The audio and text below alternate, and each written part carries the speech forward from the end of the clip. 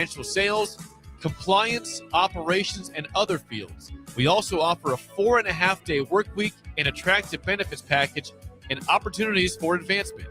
Put your motivation to work and grow with us at Currency. Visit gocurrency.com/careers to learn more. Sometimes good people make mistakes. When you find yourself in need of an attorney, call Liberty Law Group. The attorneys at Liberty Law Group will defend you in court and protect your freedom to get you the best possible outcome and the justice you deserve.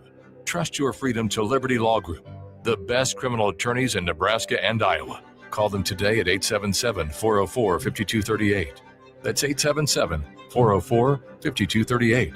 Or check them out online at libertylawgroup.com. In every office, there's two types of people. There are those who bring in bagels and those who eat the bagels that someone else brought in. Everybody likes the first person. Be that first person.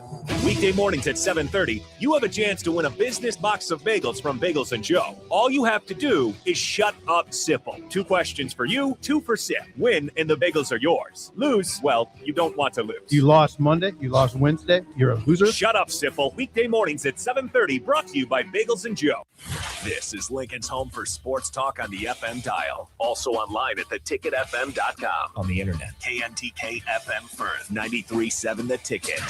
When it comes to keeping your equipment running, you've got options at Landmark Implement. Whether you need premium John Deere parts or a more economical solution, A&I parts from Landmark deliver the dependable performance you can count on with cost savings up to 40%. From filters and bearings to belts and everyday repairs, A&I parts are built to work as hard as you do while helping stretch your budget further. Stop by your local Landmark Implement parts counter today or shop online anytime at shop.deere.com and experience the Landmark difference. Go Hog Wild Pit Barbecue. It's hard to choose a favorite at Hog Wild, but I'd have to say it's their award-winning ribs. Hog Wild buys their meat from those who share their high-quality standards, then hand rubs each slab with their famous seasoning blend and slow smokes them over hickory each and every day for flavor and tenderness you're gonna keep coming back for. Order online at GoHogWild.com. Hog Wild Pit Barbecue, 3210 Cornhusker Highway in Lincoln.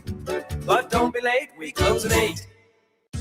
Bauer Underground has been serving local contractors and utility contractors all across the state since 1997. When you see the black and white trucks, you know that the best workers in the business have arrived. Bauer is currently looking for equipment operators, laborers, diesel mechanics, and aerial linemen. Join the brotherhood built on hard work, authentic people, and a pedigree of success. They're offering top-notch benefits, a matching 401k, and a $600 per year clothing allowance. Bauer Underground, a family-friendly company with plenty of room for advancement. 93.7 The Ticket Sports News go now. This is Nick Wyman with your sports update. Nebraska women's basketball traveled to Ann Arbor to battle number 8 Michigan yesterday. The Cornhuskers dropped the game to the Wolverines by a score of 88-76. Britt Prince and Amaya Hargrove led the Cornhuskers offense with 16 points each in the loss to Michigan. Nebraska is now 16-7 overall on the 2025-2026 season and returns home this Saturday, February 7th, as the Huskers host number 22 Maryland with tip-off set for 1 p.m. on the Big Ten Network. The U.S. women's hockey team opened play at the 2026 Winter Olympics and defeated Czechia by a score of 5-1 in the preliminary round. Alex Carpenter scored the opening goal for the United States in the first period. USA plays next on Saturday, February 7th against Finland with puck drop scheduled for 9:40 a.m. Central Time. In other news around the Winter Olympics, Canada and Finland's preliminary round women's hockey match was postponed due to illness depleting Finland's roster. That game is now scheduled for Thursday, February 12th. Around the NBA, the Golden State Warriors made a trade last night that sends Buddy Hield and Jonathan Kuminga to the Atlanta Hawks for center Kristaps Porzingis. After months of speculation, the Milwaukee Bucks will not be trading Giannis Antetokounmpo at the trade deadline. And for all the latest sports news and updates, keep it tuned right here at 93.7 The Ticket and theticketfm.com. Coming at you live from the heart of downtown Lincoln. This is Old School with Foreman and Orman. Old School with Foreman and Orman is sponsored by Graham Tire Company of Lincoln, Nebraska Football Hall of Famer Jay Foreman. Here's Troy Detmer dropping straight back in the pocket. Rifles a pass. It was tipped and picked off by Foreman. He's at the 15, 10, 5. He'll score! Foreman got it, and it's touchdown Huskers. Black shirts answer the call one more time. And Austin Orman. Hour 1 of Old School is sponsored by Heartland of Nebraska Windows. Old School with Foreman and Orman. on 93.7 The Ticket and theticketfm.com. That's right. Welcome in. It is a Thursday edition of Old School. What a day. What a day it is. A beautiful view out the window. Had to step outside and get a little bit of fresh air, as I believe we have cracked the 60-degree threshold here in the first week of February. Still not quite as hot as Nebraska men's basketball. They're hitting the road tomorrow. Heard from Fred Hoiberg. We'll talk some Husker hoops and plenty more throughout the course of the show. 402-464-5685. I'm Austin Norman. He is Jay Foreman. Jay, we got Thirsty Thursday. We got grilling weather. What more can a man ask for? I know, man. This is like a bonus day. Shoot, Chamber of Commerce Day. It's like you got to make sure, like, it's going to be 60. You got to go home on your lunch break and make sure your grill is all cleaned up and ready. All polished, all oiled. Polished up, oh, man. yeah. You got to test your skills out, man. You can't burn none. You got to go slow and low right now. Do you treat your grill top with anything? The actual grilling surface? The My grates or flat the top, Blackstone? you got to season it every time. And then with, like, my regular grill, I somewhat season it, but I always just make sure that I clean it and burn it real good. And then they have this, like, seasoned type of spray that you can put it on, kind of, so you keep the color on it good. But it's my gas grill is the old reliable. I want to put it out the pasture, but it's like it doesn't have all the flames going, so you got to make sure that you're able to constantly move it around and make sure everything's getting cooked even. But see, that's learning your grill, yeah. right? You know the live spots, the dead spots. It's like a Larry Bird knowing the dead spots in the old Boston Garden. Oh floor. yeah, you got to know your grill. Your grill. Not all grills are created equal. And you learn that from the first time that you start grilling, which was all the way back in college. I wouldn't even call it that, just burning meat. And then, as you get older, you learn more and more. Indeed. What's better to have last longer, like a 300,000-mile car or like a 20-year-old grill? I'm gonna say 300,000-mile car, because cars lose so much value.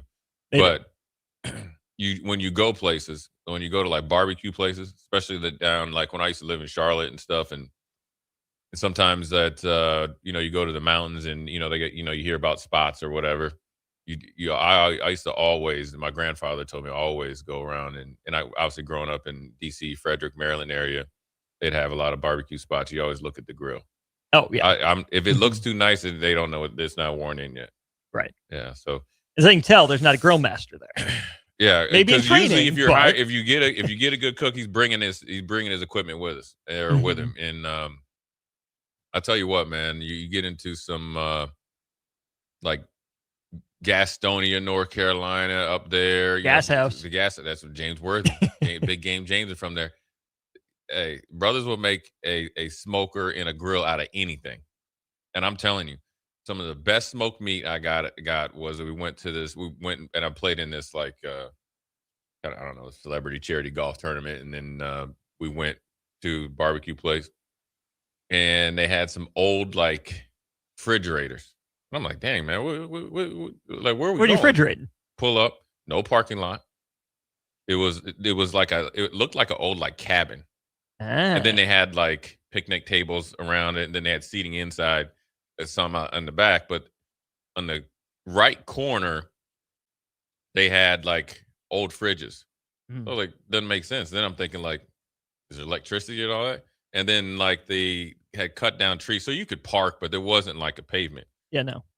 That's where they smoked their meat, man. And I'm telling you, it was on and popping. And they were like, he's like, you want how much work you want to do with it? He's like, each one of these smokers, I have them tuned up to which you want it to fall off the bone, you want it in between, or do you like kind of you got your rare, medium rare, and yeah. So the one that's it was delicious, man. And you would know. I mean, you've been plenty of good food in plenty of good food cities across the states. I swear, if it wasn't so far away, I probably would have not hit my weight clause. And then the train, I was like, I gotta get the hell out of here, man, because macaroni and cheese was good. It was good, man. Greens were good. So yeah, today's a bonus day, and plus, like about this time, it looks like the wind is dying down. Yeah, which is even better. And then hopefully, the Groundhog said we only got 6 more weeks, and that was last week. Indeed. Yeah, they better come through. Countdown's on. Gorilla Bear, we're not doing free shout-outs, but says there's a good barbecue place down near Adams, Nebraska you should check out. Thomas in Lincoln says his buddy has a 350,000-mile car. That's incredible. Take care of your That's a cars. badge They and treat you honor. right. You know who takes good care of your car, Jay Foreman? Graham Tire. Graham Tire. Yeah. Celebrating serving the Midwest for 75 years now. More than just tires, they do all kinds of car and light truck repairs too. From brakes to oil changes, you can trust Graham Tire for service you can count on. Thomas and Lincoln also adds, why is it when I hear the intro beat for Old School, I think of the Cobras in the movie Dodgeball coming out of the locker room? Yeah. A little bit. Yeah. But see, here's the thing. Like, are we Globo, Jim? But our initials are A and J, like the average Joe. So is that allowed to be a thing? It can be. Yes, it is now. Yeah, a little slow motion. We got to get some, get some little social media stuff, right? That'd be funny. Get some promotion. Yeah. We can get Gracie on some T-shirts for us. That might be it. The Cobras. Hey, there we go. Yeah. Jay, let's dive into Husker football here in our opening segment. The Huskers lost another quarterback commit. First, it was Kenny Minchie going to Kentucky with more of the promise to start and probably some extra financial incentives. And it turns out that there were some extra financial incentives keeping Nebraska's 2026 late addition to the class signee Tanner Vibable out of Lincoln. He was all set to sign with Nebraska yesterday, didn't do it. I'm not sure if he officially has signed with now James Madison, but it sounds like there was the promise of rev share money and NIL money, whereas Nebraska was just offering him a scholarship. Well, that's for the rev time share. being. Is that rev share? No, we talked about that yesterday, where scholarships are outside of the rev share pool, which is why Nebraska's adding those scholarships. Oh, okay. So yeah, at least as a freshman, Tanner Vibable would not have been in line, per the reports I'm reading, to receive any of that rev share money, maybe some NIL stuff down the line. It's weird when you think Nebraska loses a quarterback to James Madison. Good program, continues to build, continues to climb, lost a couple head coaches in the last handful of years, obviously two pretty well-known ones in Signetti and Chesney. It's always weird when you see Nebraska lose a quarterback, that they targeted late in the cycle to a mid-major there in the Sun Belt like James Madison, but come back around to the money and, okay, I guess it makes some sense. Yeah, it makes a lot of sense for him. Probably has a chance to play early, obviously, and obviously it's an uphill battle this year here, whether you want to be realistic and honest about it or not. And the fact that he's on a scholarship there, and it's a good academic school. Sneaky good area to, kind of go to school as well. And then when you're able to get, some extra money in your pocket, you can't fault him. I don't think it's I hate it for Nebraska, because, James Madison probably came around after maybe Nebraska was on him. And, they needed that, so the path for him to get on the field is better. But when I watched him, he's a heck of an athlete, man. I think he's one of those guys that's going to, as he gets bigger and stronger, he's going to outlive and outperform that 3-star rating. And I think he's originally from Las Vegas, right? Yeah. And so that's not a hotbed for where you go to quarterbacks. It's actually not. If you're not at Gorman, it's not a very overpopulated football area. You get what I'm saying? Right. I'd tell you off the rip, Minneapolis and St. Paul has way more condensed and way more bang for your buck. So for him, you can't fault him. I mean, obviously it hurts Nebraska because you like to have a quarterback at every class, but I think everything, and I think the Trey Taylor thing probably weighed in on him as well. I mean, if and you can't fault the kid for that. You want to compete, but you obviously know that there's a big investment, both financially with Trey Taylor and obviously with, I guess, emotionally or whatever with him as well, because he's leading the charge and trying to recruit. So there's a recruit the year prior, or a 26 recruit. You're trying to find a path to get on the field or see where you fit in, because nobody has the dreams. If you started a quarterback or played a high school sport, generally you're not thinking when you're a quarterback that you want to go to somewhere and sit for 3 or 4 years. Right. You want a realistic chance to possibly play. And he probably feels that he's good enough to play. But the path for him, and then obviously financially, it's to go to James Madison, probably get on if he does well.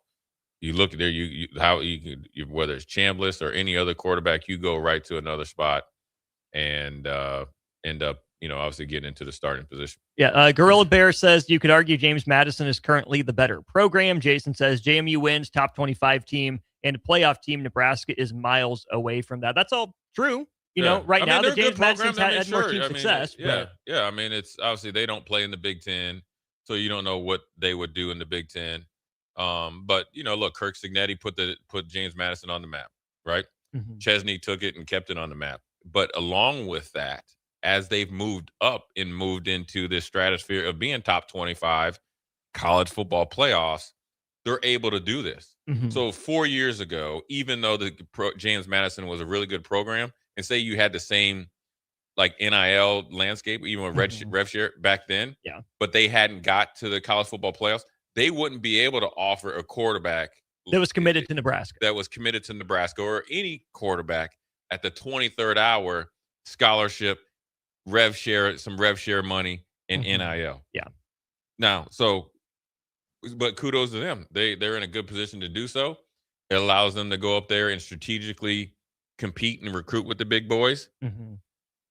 And then now at Nebraska, you gotta really, I guess you could think like, okay, we got Daniel Kalen in the class, and you really want to look at it stacking, because the TRAE Taylor thing is crazy, because you got to operate in 2026. And this isn't anything against TRAE Taylor or anything like that, but you have to understand he's there, right? It's like if you were on the Cleveland Cavaliers, the LeBron James senior year.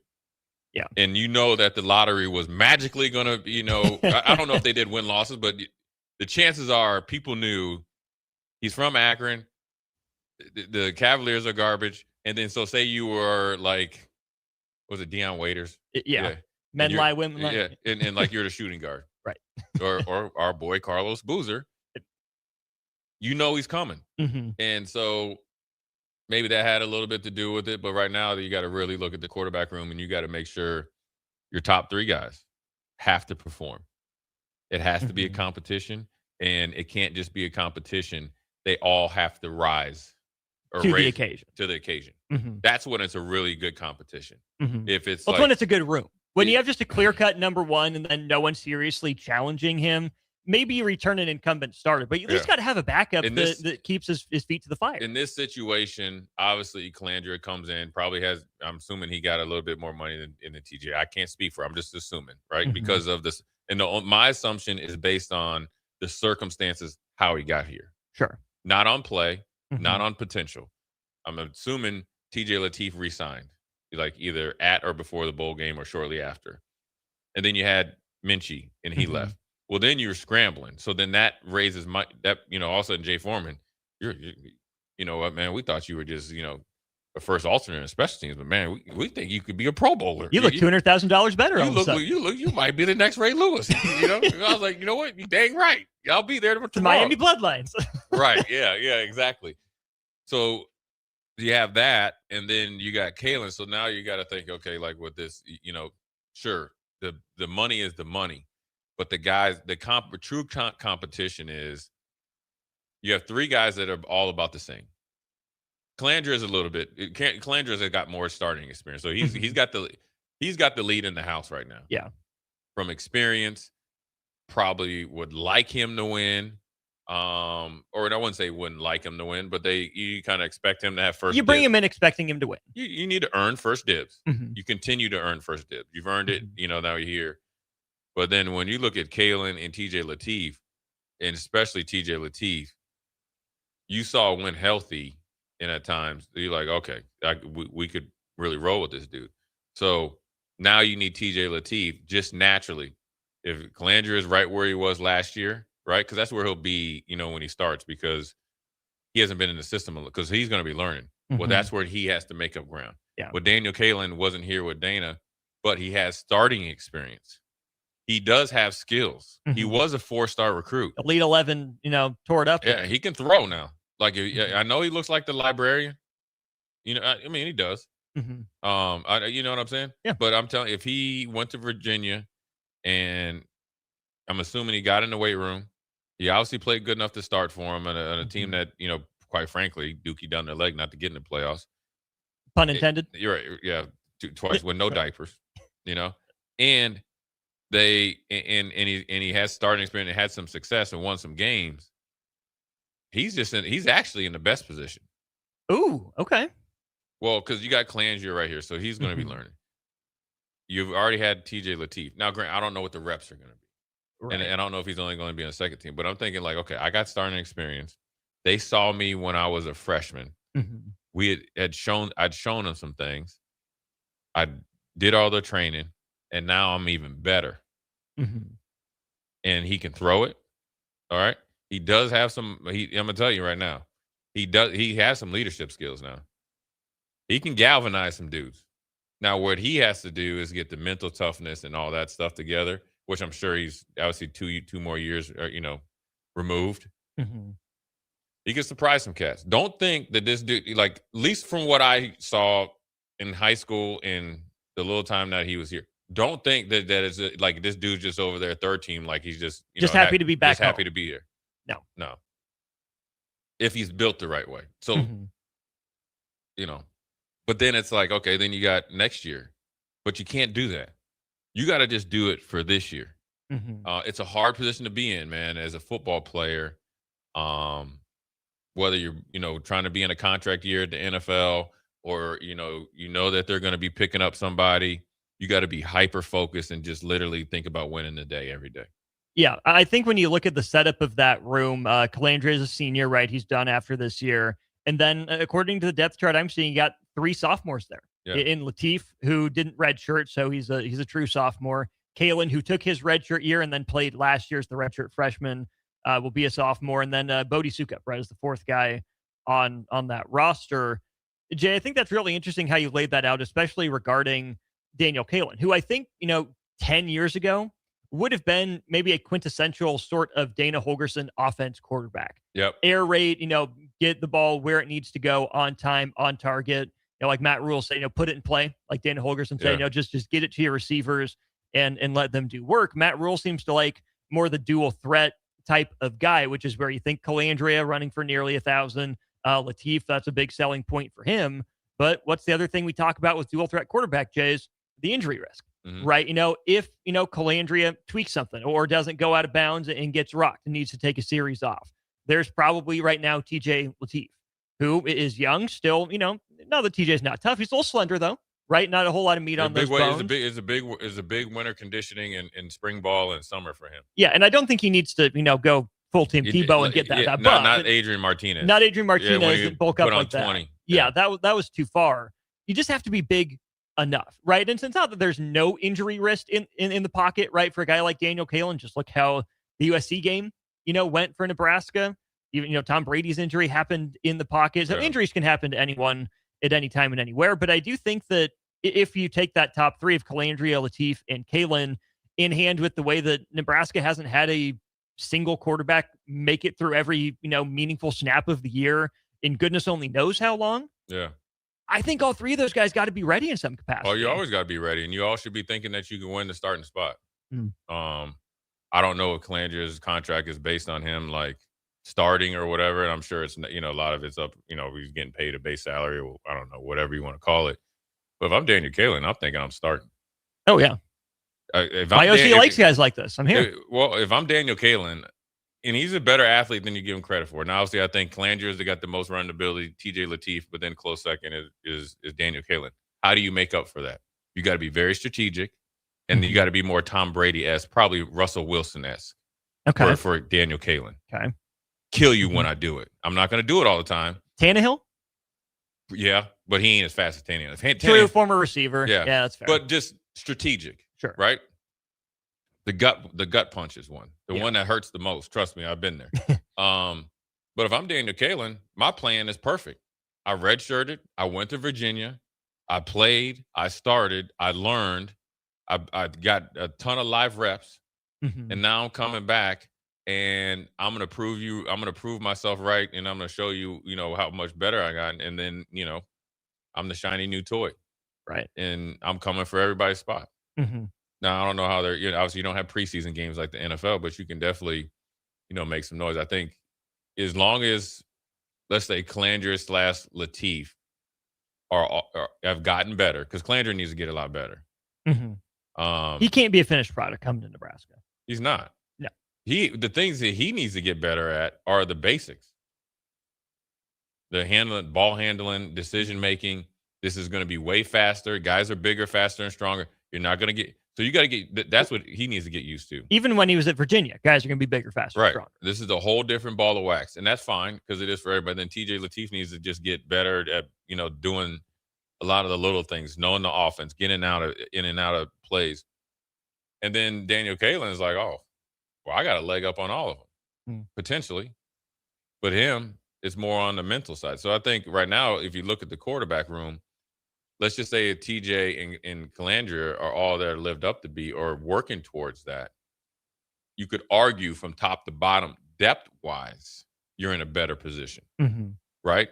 Because, you're not – if one of them isn't playing good, TJ Lateef comes in, he could do that. In worst-case scenario, something that, you get emergent, you can go down to number 3. You're not really having to – you could play that game against Utah – with Daniel Kalen, you know what I mean? And, and I wouldn't say that TJ was forced back, but it's not as much pressure.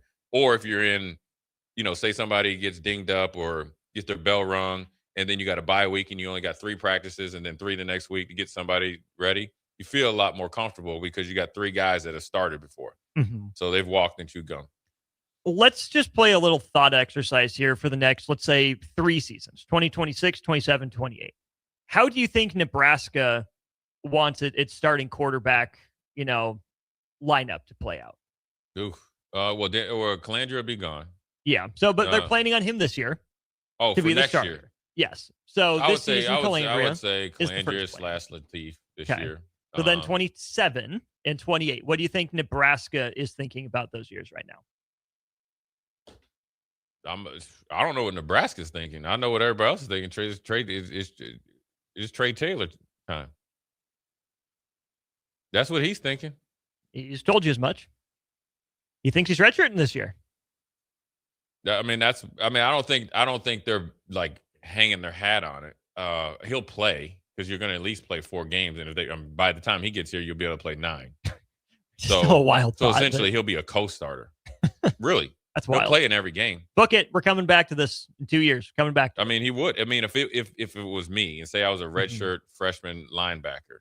And say I was like Trey Taylor, or maybe even just a guy, like rotational guy right, at least, yeah. Or potentially was. Me redshirting and playing spot duty in 4 games versus the ability to play in 9 games. Sign me up. Oh yeah, and I still got 4 more years. What player wouldn't like that? But for him, I think that they'll get him in. But I think I'm gonna tell you what I think if TJ Lateef does what I hope he does and progresses. And that means he will be playing have a significant role somehow, some way this year. It'd be harder for Trey Taylor to come in and knock him off. It would be hard because TJ, if he gets meaningful reps and has success, his leadership will grow. When he already has the guys that, believe in him, that means he'll have a connection with the receivers. And then you get another offseason, another year, and they're familiar with your plan. That doesn't mean Trey Taylor won't push you and then maybe like take some reps. But he'll be 2 steps ahead. And then you got Daniel Kalen there. Right. Then you have to have a realistic conversation. You are good enough to play, but what's the best for you? Because, Trey Taylor, there's a guy with the last name James that's at Arizona that's good enough to play. But everybody ahead of him from 1 to 8 are just as good. So we have to make the best decision for you. So let's use this year wisely. And you don't get the red shirt with 10 games in basketball. You just practice. Which needs to change, but it does need to change. So you're gonna play, but do you need to? And that's a hard thing to do, man. It's hard to tell a young bull that because when you're young like that, man, you just think it's the next step. It's not. No. And that doesn't mean you can't do it. Right. Well, especially with this staff, and that was going to be something I wanted to run by you too. Here is 2027, the way that I'm thinking Nebraska would want to handle this is that 2-man competition between Lateef and Kalen to redshirt Trey Taylor. If they have Ideally. ideally. That's what I'm thinking too. Let me ask you this. Number one, is there a world in which, Trey Taylor is given every opportunity to start, but if he doesn't start, he's either number 1 at the starter because his ceiling is the highest, or he's number 3, if he's not quite good enough to start, do you still put a guy like Latif or Kalen ahead of him? He'd be a code number 2. Okay. And you don't know what Daniel Kalen will do. I think Daniel Kalen is willing to, handle his business. He could be a code number 2. I could talk to Trey Taylor and explain him the benefit of him, if Trey Taylor is better, then he needs to play. But let's just play the best case scenario. TJ Latif and or Daniel Kalen are good. 1A and 1B. First of all, you need to take advantage of taking up every single scout team rep, every single one, and then you're going to still get team reps. So you're in line to start the next 2 years. Yeah. So if you think in your mind that you're trying to go to, I know they all think they're going pro in 3 years, right? But if that, you're right on track. They're not drafting you because you played as a freshman. I'm telling you, I was a scout. They don't care. They care about the year before they draft you in the 2 or 3 games that you see at the beginning of the game, and they want to see how you progress towards the end of the season. And to be honest with you, any of the scouts or anybody telling you anything different, they're lying to you. More importantly, just because the scouts are here, they ain't making the decision anyways. So the only decision you need to make is the best decision for you and the team. 2 more things briefly before we take our first break. Number one, do you think that Nebraska, this coaching staff, wants to play a true freshman, or they're willing to play a true freshman?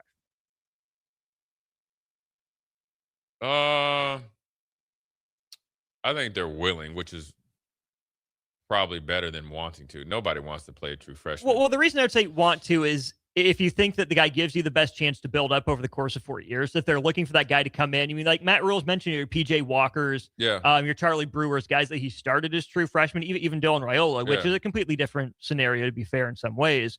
But I can understand where there'd be some coaches that would want their guy in place, year one to start that new cycle and take off. That's the only thought. It kind of depends on where you're at in your tenure and where the team's at.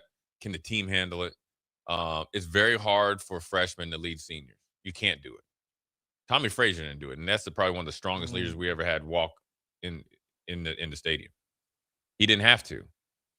So you have to. It's like you have to have all these different variables all lined up for it. But I think they're willing to. Yeah, which they've proven. I mean, I can't speak for them if they want to. I mean, I think the more important answer is they're willing to. And I guess I would tell a freshman, make them want to play you. Yeah. Make them have to play you. The other aspect of this then is as we project out those 3 years, Jay, I could see a scenario where 2028 comes down to, do you want the upperclassman stability, or do you bet on the ceiling of Trey Taylor? 28, if Trey Taylor is who he spoke, whatever who he thinks he is right now. Who he thinks he is, says he is, and who everybody wants him to be.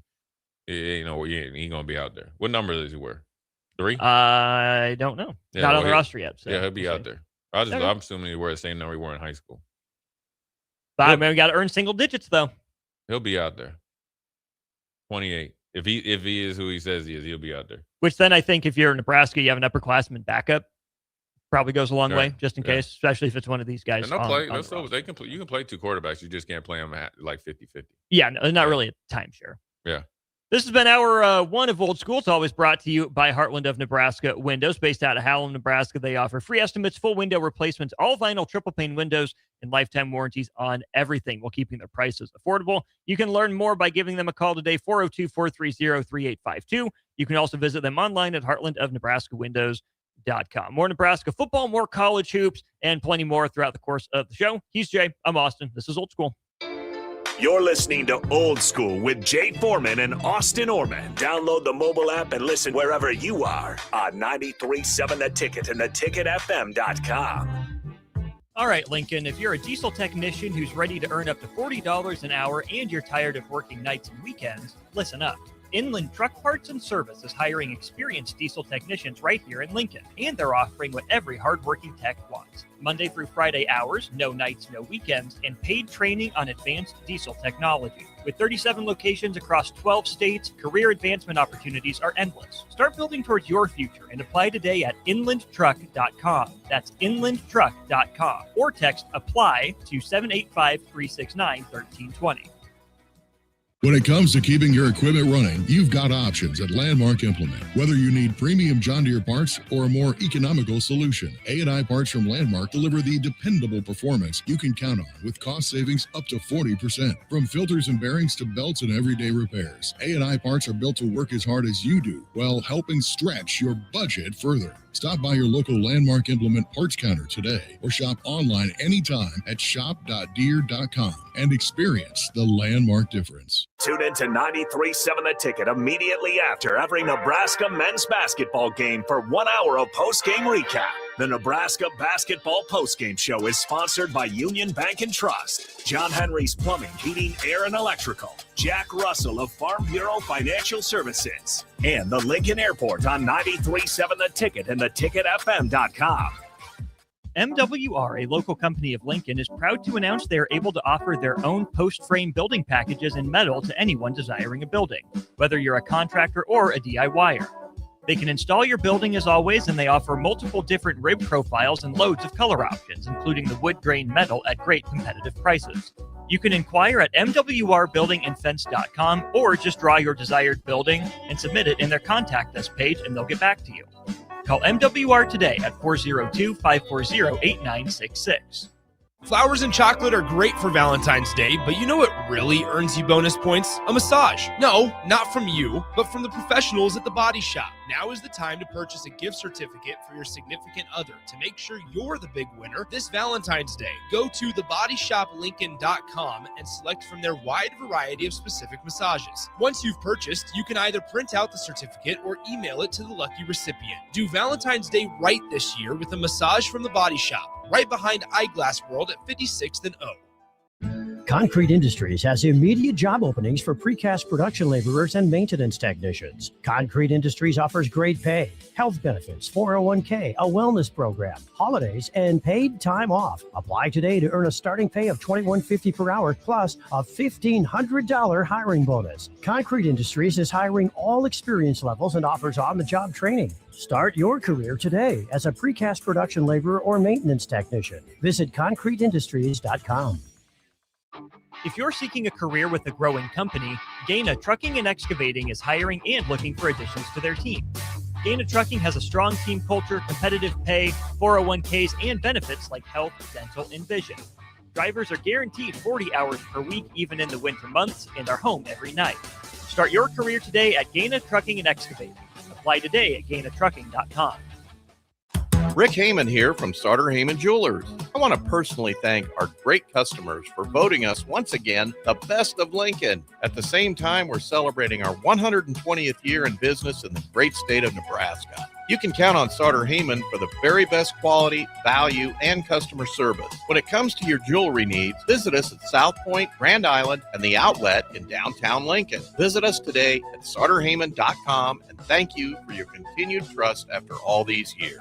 In every office, there's two types of people. There are those who bring in bagels and those who eat the bagels that someone else brought in. Everybody likes the first person. Be that first person. Weekday mornings at 7:30, you have a chance to win a business box of bagels from Bagels & Joe. All you have to do is shut up, Sipple. 2 questions for you, 2 for Sip. Win, and the bagels are yours. Lose, well, you don't want to lose. You lost Monday, you lost Wednesday, you're a loser. Shut up, Sipple. Weekday mornings at 7:30, brought to you by Bagels & Joe. In a world where Wi-Fi battles rage and bandwidth is never enough, one family dares to connect it all. Work from home, influence all day, stream all night, and game to win. Deadlines, downloads, and dance-offs, all happening under one roof, flawlessly. Can your internet provider do that? Fiber fuel your household at allofiber.com/all-in. Back to old school with Foreman and Orman on 93.7 The Ticket and theticketfm.com.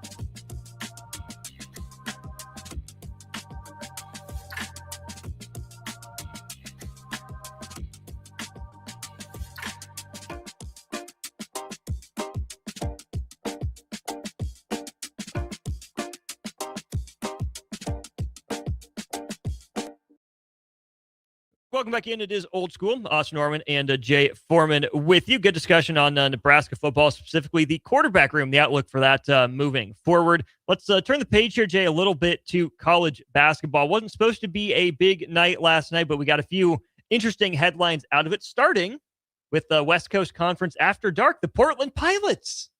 Tristan Gomez's own Portland Pilots pull the upset on Gonzaga. How about this, Jay? This is a team that was down so many players, they turned a grad assistant into a player on the roster. Only had 8 active guys against Washington State not that long ago. This is a Sam Nolan guy, apparently last played for D3 Pacific Lutheran back in 23-24. Did end up playing against Gonzaga. They were down to so few players, their head coach, Shante Leggins, had to step into practice and play on the scout team, and he tore his Achilles. I did see that. He tore his Achilles. And then he had told people he was going to sit down. And then they have did you see the picture? Oh, yeah. Where he didn't sit all night. Yeah, he didn't sit all night. That's what college basketball is about, though. We could have had a new Ron Hunter. Remember him against Baylor? Yeah. But he wasn't sitting down. Yeah, his son went the first round, right? Yeah, RJ Hunter. Yeah. Yeah. Look, I think I wouldn't say it's a good thing if you're a Gonzaga fan or alumni or better yet, coach, is the good thing is there's a lot of really good players, basketball players and football players, but we're talking about basketball at the college level that are down at these smaller schools that are actually better than the guys that you seeing on ESPN. Mm-hmm. And you see that last night. And Gonzaga's been running through that conference in the West Coast. Seems like for the last 25 years, I know it hasn't been that long. Yeah. And you can sometimes get a diamond in the rough. You can sometimes be backed into the corner, down players. Your coach gets hurt when he's trying to just be a practice player. And you go out there and you're able to make you just made your college career because it's something that they can always remember. Mm-hmm. And now you're a part of history. The numbers on this one. So Portland came in 22.5 point underdogs. They're the second sub 500 team in 20 years to upset a top 8 team that came in on a 15 or more game winning streak. Gonzaga's first loss against an unranked team in 23 tries. Portland's highest ranked win ever, in Gonzaga's first quad 3 loss, Jay, since 2023. You know what this is? This is Vanderbilt beating Alabama, pretty much. You never would have thought it would happen. Ooh. In their vacuum. Oh, sure. In their vacuum. Okay. Yeah. Where they are as a program and where Gonzaga is as a program, you would have never thought a team that's lost 30 in a row to ranked teams that's just going to be on a what was yesterday? Wednesday? Wednesday. Yeah, on a Wednesday night against Gonzaga that you're going to beat them with all the things on. You know what I mean? Right. It wasn't like they've been trending. It wasn't like they're Miami, Ohio. Right. Where they're trending. They're on a heater, magical. Undefeated. Oh, this is their big. We're going to show everybody. It might just save my man's job. Just on a whim. Yeah. Straight up. I mean, when you roll in there, I beat Gonzaga. Yeah. I get paid. The other 2 upsets here, Jay. BYU goes down to Oklahoma State. Pokes come back from a halftime deficit. And how about this? BYU still does not have a win over a Ken Pom top 25 team this year. Are they the Texas A&M of men's basketball? Right now they are. Yeah, it seems like. Right, and they lost their coach, and he's obviously at Kentucky. The fans need to do better down there. Yeah, that was too much. It's interesting though. They got talent. They got money, but they don't have chemistry. No, and that's where that's what's really. And I don't really. I mean, I think there's a difference talent wise. Obviously, we have potentially a number 1 pick, or they're definitely going to be a top 3 pick, right? Yeah. And then you got some other guys that are really good that potentially could play pro somewhere eventually. Oh, yeah. Richie Saunders will stick in the NBA. Right. Rob Wright, we'll see. Or they'll play overseas somewhere if they want, or they'll be in the G League. Oh, yeah. If you take AJ out of it, the rest of the team, I don't think there's a big difference between Oklahoma State and it's on that Wednesday night. It's kind of like that midweek baseball game. Right. Catch you sleeping. Yeah. And you're down there in Stillwater. You've been there. There's plenty to do in Stillwater, said no one ever. Yeah. And it's tough, man. A lot happened in college basketball yesterday. Let's bring it back a little closer to home here, Jay. Closer to home for you specifically, but for Husker fans, closer to the Big Ten. Minnesota takes down Michigan State. They got it by 17 points late in that one. Furious comeback from Michigan State to only fall by 3. But yesterday with Minnesota beating Michigan State and Portland beating Gonzaga, it's the first time, Jay, since February 22nd of 92 that you had 2 teams with losing records beat AP top 10 teams. You had NC State taking down North Carolina and Notre Dame taking down UCLA now, 34-ish years ago. Really interesting game. That's now the 3rd ranked team that Nico Medved and Minnesota have taken down. Lends a little bit more credence to Nebraska going up there and finding a way to win that game when Indiana couldn't, when Iowa couldn't, and now Michigan State couldn't. Michigan State's on its own kind of slide right now, looking a little bit more mortal maybe than they did before they came to Lincoln. But unfortunately, the story of the game is Jeremy Fears. Yeah. This man is out of control. I mean, it's the easy comparison to make is Grayson Allen 2.0. Right. I understand the tripping in the leg flailing a little bit more in a heated rivalry game against Michigan. But what do I know? Maybe the Big Ten rivalry series presented by Venmo really got in Jeremy Fears' head and felt the need to carry over not just the tripping when he kicked his legs up from the ground, but he tried to keep his pivot foot. And that's the one we have up there on screen right now.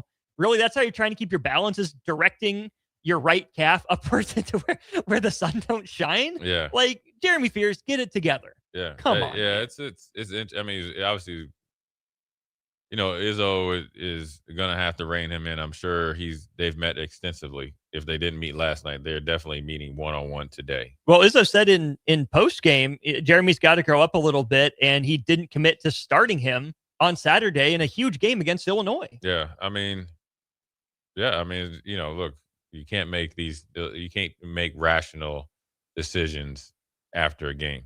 It's definitely on his mind because it's not. I think sometimes coaches threaten not starting you because you're not playing good. It's not that. No. He's immensely talented. Mm-hmm. I think it's the things that's costing the team, which is then leading to not being able to play up to his potential. Mm-hmm. And so that's where you maybe, think that he might sit him down and not start him, reset, and maybe trying to give him a little shock treatment. I don't think Izzo is the type of coach that uses it as a quote unquote abusive tool. He's not like that. He reluctantly said it because he said the game before he went to bat for Fears because he had some calls that he felt like weren't in favorable, to the situation. So it's a growing process, man. He's averaging 15 and 9. I mean, it's hard to sit him down, but when you're having these type of plays, you put a target on your back for referees. Right. Every coach that plays Michigan State are talking or sending these to the Big Ten and then sending them to the ref crew and the ref crew is getting it from the Big Ten. Mm-hmm. I've been there before. Yeah. Where for the first or the next 2 or 3 games, they're trying to get you with a flag because it's the easy thing to do. But I think also he's disrupting the rhythm in a crucial part of the season for a team like Michigan State, which is the most important thing. Mm-hmm. And it's not about points, assists, rebounds. It's about selfish individual acts on the court. That's been going on for quite some time. You're right. It just was magnified last night because you got trounced by Minnesota, even though you came back. They came back with him pretty much on the bench. Yeah. But it was fool's gold, though. When you're that's how I look at it. Like when you're beat that bad and you're like, it's great that you came back, but you didn't win. Well, here's the thing. Minnesota must be just that little bit better than Rutgers because Michigan State did that same thing, kind of sandbagged it till the very end, came back and won. And that's a process that he's trying to get his team to mature, to understand that when you step on the court, the standard is the standard. That's how you get there. But, when you go into halftime down 11, at times, down as much as 17, it's great that you outscored them by 8. But realistically, it's more indictment on Minnesota. They took the foot off the gas. Mm-hmm. And they had a chance to. They missed a couple. They could have put it away. They missed the last 2 layups. That one guy went for a power dunk, and so it could have been. It was 3-point game. It could have been 7, 8, 9, 10 points. Yeah, which is what the Portland one over Gonzaga ended up 87-80. Chris says, "I just don't understand the fear stuff with the fact of TV and replays. How do you think you won't get caught? You're not thinking about that in the moment, like Jay said. It's he was just talking about the coach in the Achilles not sitting down. Oh. Yeah. Oh, okay. But either way, maybe it applies here as Rashawn well. had, I think, another one like that too. Dang. Yeah. I don't think it's about not thinking you won't get caught. I think it's just an in the moment reaction, acting out and lashing out. And then this, Jay, 6169 asks, at this point, should Husker fans hope for Arizona or Michigan to lose because it potentially helps Nebraska get a better seed? We kind of went over this, Nick Wyman and I, on Tuesday. Arizona and Michigan are about as ironclad of one seed as you can get right now. They're not going to go on a 5-game losing streak and play them into the 2 or 3 discussion, right? They're too good. It's just not going to happen. The rooting interest is you're rooting against Michigan State. So last night was good. You're rooting against Gonzaga. Last night was good on that for Nebraska. I think you're rooting against Houston too. And we won't have time to get to it. We'll have to take our break. Kelvin Sampson cried poor yesterday, a year after landing 2 5-stars that are playing. And all that Houston money. Right. So I don't know what Kelvin Sampson's saying there, but no, you're rooting for the Big 12 to beat itself up. You're rooting for Iowa State maybe to come back down to earth a little bit. If you think Nebraska is going to be a 2 seed, right? If that's the pie in the sky outcome, I still think a 3 or a 4 is most likely, Jay. So that's where any loss for a Michigan State or a Gonzaga, Texas Tech, maybe a Kansas, an Iowa State, a Houston, even a St. John's, I think has the potential to make a run and play its way up. I think those are the teams Husker fans are rooting against, more so than Arizona and Michigan. Yeah, but the best thing Nebraska can do is handle their business. And then you're really in a power position. Mm-hmm. Let's not worry about the help that we need, and let's help ourselves first. We just lost 2 games in a row. Got a big one out there at Rutgers. They should have your attention based on, at times, with the Michigan State game or whatever, and have a little bit of scar tissue out there from years past. Show up there with the right mindset, and then you'll be right back on track. Let's talk a little Husker hoops to wrap up hour 1. He's Jay Foreman. I'm Austin Norman. We'll do that in a moment. Watch Old School live on Facebook, YouTube, or Twitch. Old School with Foreman and Norman on 93.7 The Ticket and theticketfm.com. Go Hog Wild Pit Barbecue. It's hard to choose a favorite at Hog Wild, but I'd have to say it's their award-winning ribs. Hog Wild buys their meat from those who share their high-quality standards, then hand rubs each slab with their famous seasoning blend and slow smokes them over hickory each and every day for flavor and tenderness you're gonna keep coming back for. Order online at GoHogWild.com. Hog Wild Pit Barbecue, 3210 Cornhusker Highway in Lincoln. But don't be late, we close at 8. Hey there, this is Paul Scheel, owner of High Electric. I want to thank our friends and loyal customers and introduce High Electric to those looking for a new electrician. We've been serving the Lincoln and Omaha area for over 30 years, from design to install, upgrades, and repair. If you are a homeowner or a small business needing some electrical work, call us at 402-466-6606 or check us out at hyelectric.com. We look forward to hearing from you. In a world where Wi-Fi battles rage and bandwidth is never enough, one family dares to connect it all. Work from home, influence all day, stream all night, and game to win. Deadlines, downloads, and dance-offs, all happening under one roof, flawlessly. Can your internet provider do that? Fiber fuel your household at allofiber.com/all-in. At Parkview Animal Hospital in Lincoln, it's not just their professional care that sets them apart, but their warm staff and state-of-the-art facilities. Whether it's for a routine checkup or a comprehensive medical procedure, at Parkview, your pet isn't just another number, but a valued member of their caring family. Visit them at PAHLincoln.com today and in person just south of 14th and Pine Lake Road. Parkview Animal Hospital, your pet, their passion for happier, healthier, furry friends.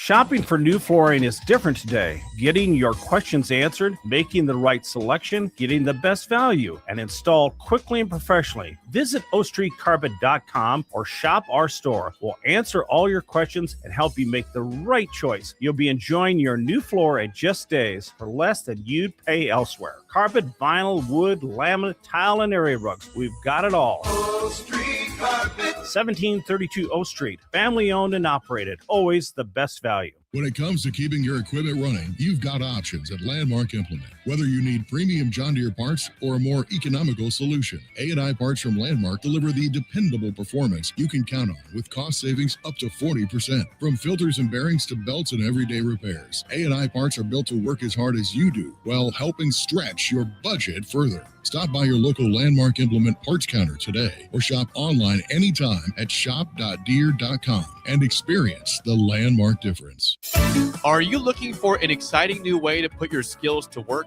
Explore new career options in the fintech industry at Currency, a Sandhills Global company. We offer full-time positions in financial sales, compliance, operations, and other fields. We also offer a 4.5-day work week, an attractive benefits package, and opportunities for advancement. Put your motivation to work and grow with us at Currency. Visit gocurrency.com/careers to learn more.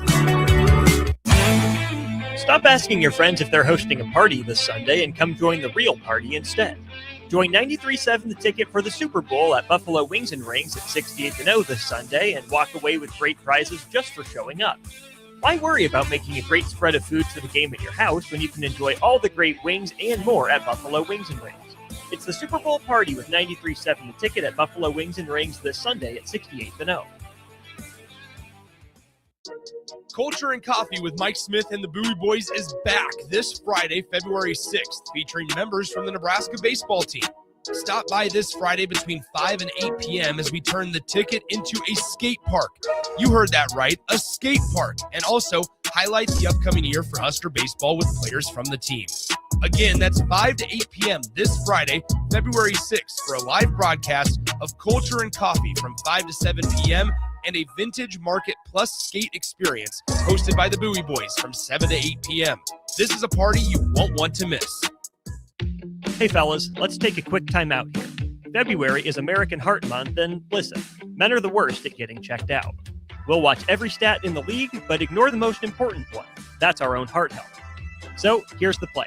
Talk to your doctor about scheduling a quick heart screening at Advanced Medical Imaging. It's fast, it's easy, and it could save your life. Your family needs you around a lot more than your fantasy team does. Make the call, get the checkup, take care of your heart at Advanced Medical Imaging. Back to old school with Foreman and Orman on 93.7 The Ticket and theticketfm.com.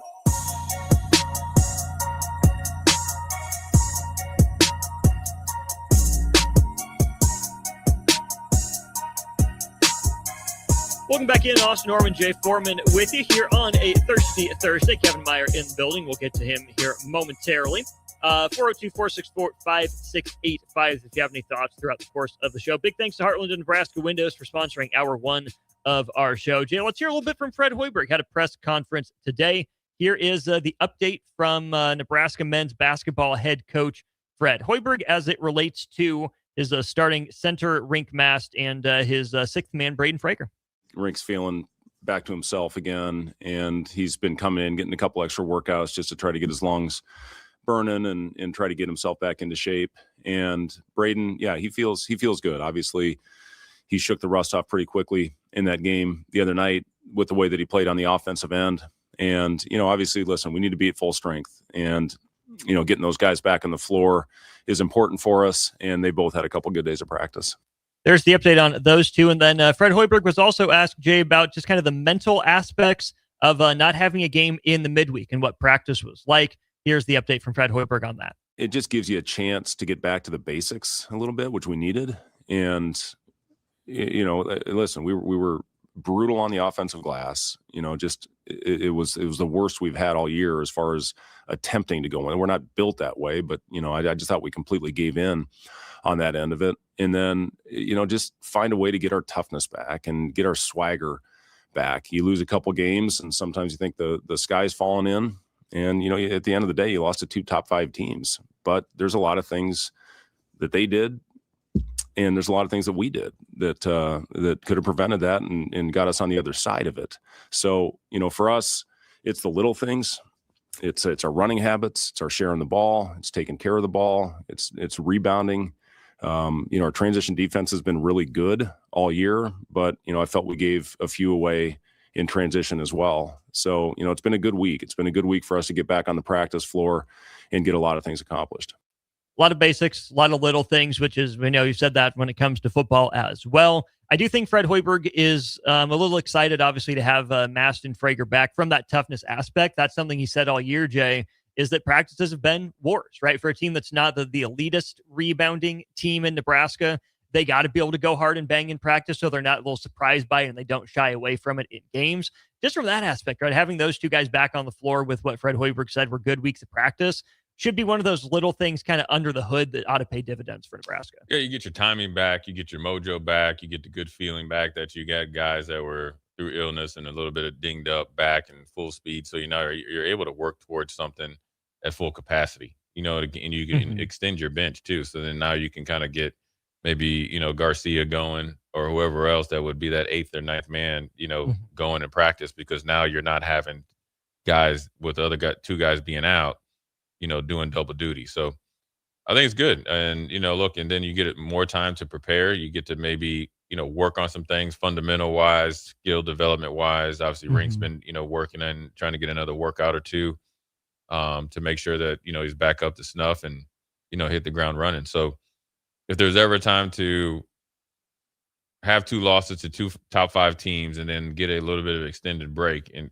this Big Ten and with this type of pressure and the magnitude that this season could be, you can't really dial it up any better, at least in my opinion. You can't. Nebraska and Rutgers coming up at 11 a.m. Central on Saturday. Coming up on Sunday, of course, the Super Bowl. If you're not going to be with us out at Buffalo Wings and Rings, you got to load up on your libations. Where? Kevin Myers, cork, and bottle. We'll hear from Uncle Kev. Maybe get a Super Bowl menu from him as well. That's all ahead in hour 2. You're listening to Old School with Jay Foreman and Austin Orman. Download the mobile app and listen wherever you are on 93.7 The Ticket and theticketfm.com. This is Lincoln's home for sports talk on the FM dial. Also online at theticketfm.com. On the internet. KNTK FM Firth, 93.7 The Ticket. They're hosting a party this Sunday, and come join the real party instead. Join 93.7 The Ticket for the Super Bowl at Buffalo Wings and Rings at 68th and O this Sunday and walk away with great prizes just for showing up.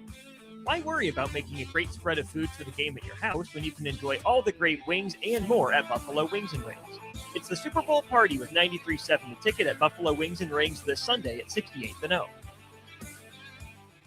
When it comes to keeping your equipment running, you've got options at Landmark Implement. Whether you need premium John Deere parts or a more economical solution, A&I parts from Landmark deliver the dependable performance you can count on with cost savings up to 40%. From filters and bearings to belts and everyday repairs, A&I parts are built to work as hard as you do while helping stretch your budget further. Stop by your local Landmark Implement parts counter today or shop online anytime at shop.deere.com and experience the Landmark difference. If you're seeking a career with a growing company, Gaina Trucking and Excavating is hiring and looking for additions to their team. Gaina Trucking has a strong team culture, competitive pay, 401ks, and benefits like health, dental, and vision. Drivers are guaranteed 40 hours per week, even in the winter months, and are home every night. Start your career today at Gaina Trucking and Excavating. Apply today at GainaTrucking.com. Flowers and chocolate are great for Valentine's Day, but you know what really earns you bonus points? A massage. No, not from you, but from the professionals at The Body Shop. Now is the time to purchase a gift certificate for your significant other to make sure you're the big winner this Valentine's Day. Go to thebodyshoplincoln.com and select from their wide variety of specific massages. Once you've purchased, you can either print out the certificate or email it to the lucky recipient. Do Valentine's Day right this year with a massage from The Body Shop, right behind Eyeglass World at 56th and O. Rick Heyman here from Sartor Heyman Jewelers. I want to personally thank our great customers for voting us once again the best of Lincoln. At the same time, we're celebrating our 120th year in business in the great state of Nebraska. You can count on Sartor Heyman for the very best quality, value, and customer service. When it comes to your jewelry needs, visit us at South Point, Grand Island, and the Outlet in downtown Lincoln. Visit us today at sartorheyman.com, and thank you for your continued trust after all these years. Empire Netting and Fence delivers top quality netting and fence solutions. From major sports venues to backyard installs and everything in between, coast to coast. We take on tough jobs with grit, integrity, and a strong commitment to safety. Empire is growing, And we're hiring motivated people ready to grow with us. We build each other up, and we're building something big. Think you've got what it takes? Apply now at empire-fence.com. That's empire-fence.com. Shopping for new flooring is different today. Getting your questions answered, making the right selection, getting the best value, and installed quickly and professionally. Visit ostreetcarpet.com or shop our store. We'll answer all your questions and help you make the right choice. You'll be enjoying your new floor in just days for less than you'd pay elsewhere. Carpet, vinyl, wood, laminate, tile, and area rugs. We've got it all. O Street Carpet. 1732 O Street. Family owned and operated. Always the best value. In every office, there's two types of people. There are those who bring in bagels and those who eat the bagels that someone else brought in. Everybody likes the first person. Be that first person. Weekday mornings at 7:30, you have a chance to win a business box of bagels from Bagels & Joe. All you have to do is shut up, Sipple. 2 questions for you, 2 for Sip. Win, and the bagels are yours. Lose, well, you don't want to lose. You lost Monday. You lost Wednesday. You're a loser. Shut up, Sipple. Weekday mornings at 7:30, brought to you by Bagels & Joe. 93.7 The Ticket Sports News go now. This is Nick Wyman with your sports update. The United States women's hockey team opened play at the 2026 Winter Olympics and cruised to a 5-1 win in the preliminary round over Czechia. Alex Carpenter scored the opening goal for the United States in the first period. The United States plays next on Saturday, February 7th against Finland, with puck drop scheduled for 9:40 a.m. Central Time. The San Francisco 49ers and the Los Angeles Rams will play the first NFL regular season game in Melbourne, Australia during the 2026 season. The game will be played at the iconic Melbourne Cricket Ground. It will be the first NFL game played in Australia, coming as part of the league's multi-year commitment to play regular season games in the country. The game will be one of 9 international games played during the 2026 NFL season. The NFL will also play games in cities like Paris, Madrid, Mexico City, and London. After months of speculation, the Milwaukee Bucks will not be trading Giannis Antetokounmpo at the trade deadline. Along with this, the Memphis Grizzlies are holding on to Ja Morant, with the trade deadline having passed at 2 p.m. Central Time. Other news surrounding the NBA trade deadline: the Los Angeles Lakers acquired Luke Kennard from the Atlanta Hawks for Gabe Vincent in a 2032 second-round pick. And for all the latest sports news and updates, keep it tuned right here at 93.7 The Ticket and theticketfm.com. Why wait until Friday to start your weekend? Go ahead, start right now. You're thirsty now, and 93.7 The Ticket is here to help you stock up. Just in time for the weekend when I like to hit the clubs. Time to broaden your horizons and try some new wine and beer. It's Thirsty Thursday with Kevin Meyer from Meyer's Cork and Bottle. Woo! All right. An 8. Give it an 8. Okay. Yep. Crisp.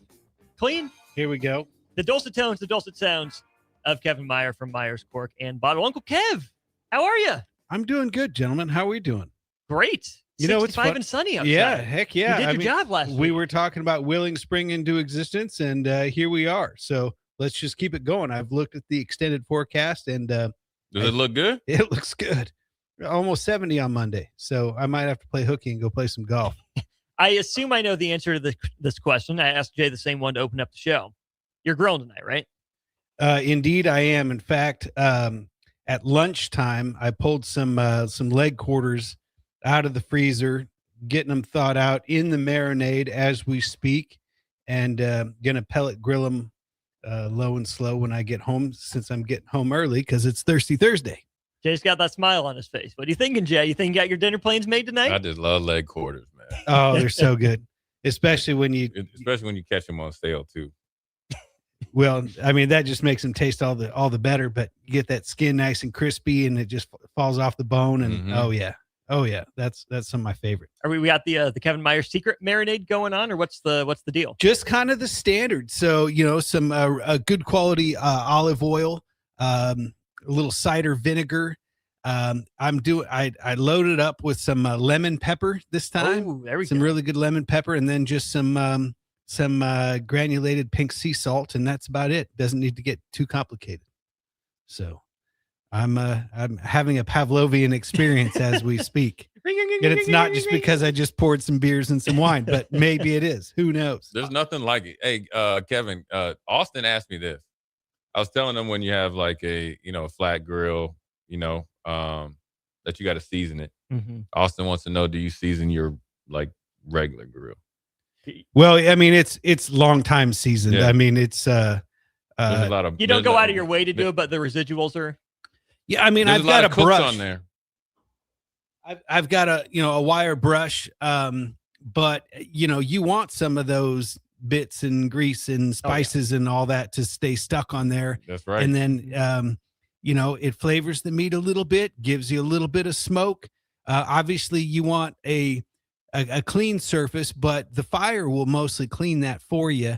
But you want some seasoning on there for certain. And basically, the more you use it, the more seasoned it gets. And then, once I'd say every spring I do a deep clean. Yep. And then, and just get everything, all the trays cleaned out, all the grills cleaned out real good. I might even power wash them just to kind of get everything right for the real season. It's grilling season 365 for me, but the real season is when the temps warm up. JJ's over there nodding knowingly. Yeah, I mean, the one good thing about COVID is that there was more guys that cleaning their grill thoroughly because you had nothing to do.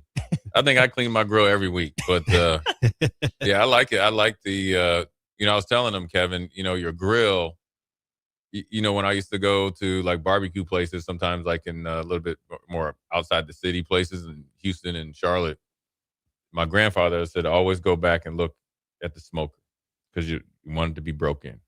That means the man knows his grill. You want it to be broken. Yeah. You want it to be. You don't want it to be. In. You broke in. You want it to be broken. In. Yeah. You want it. You want it to be.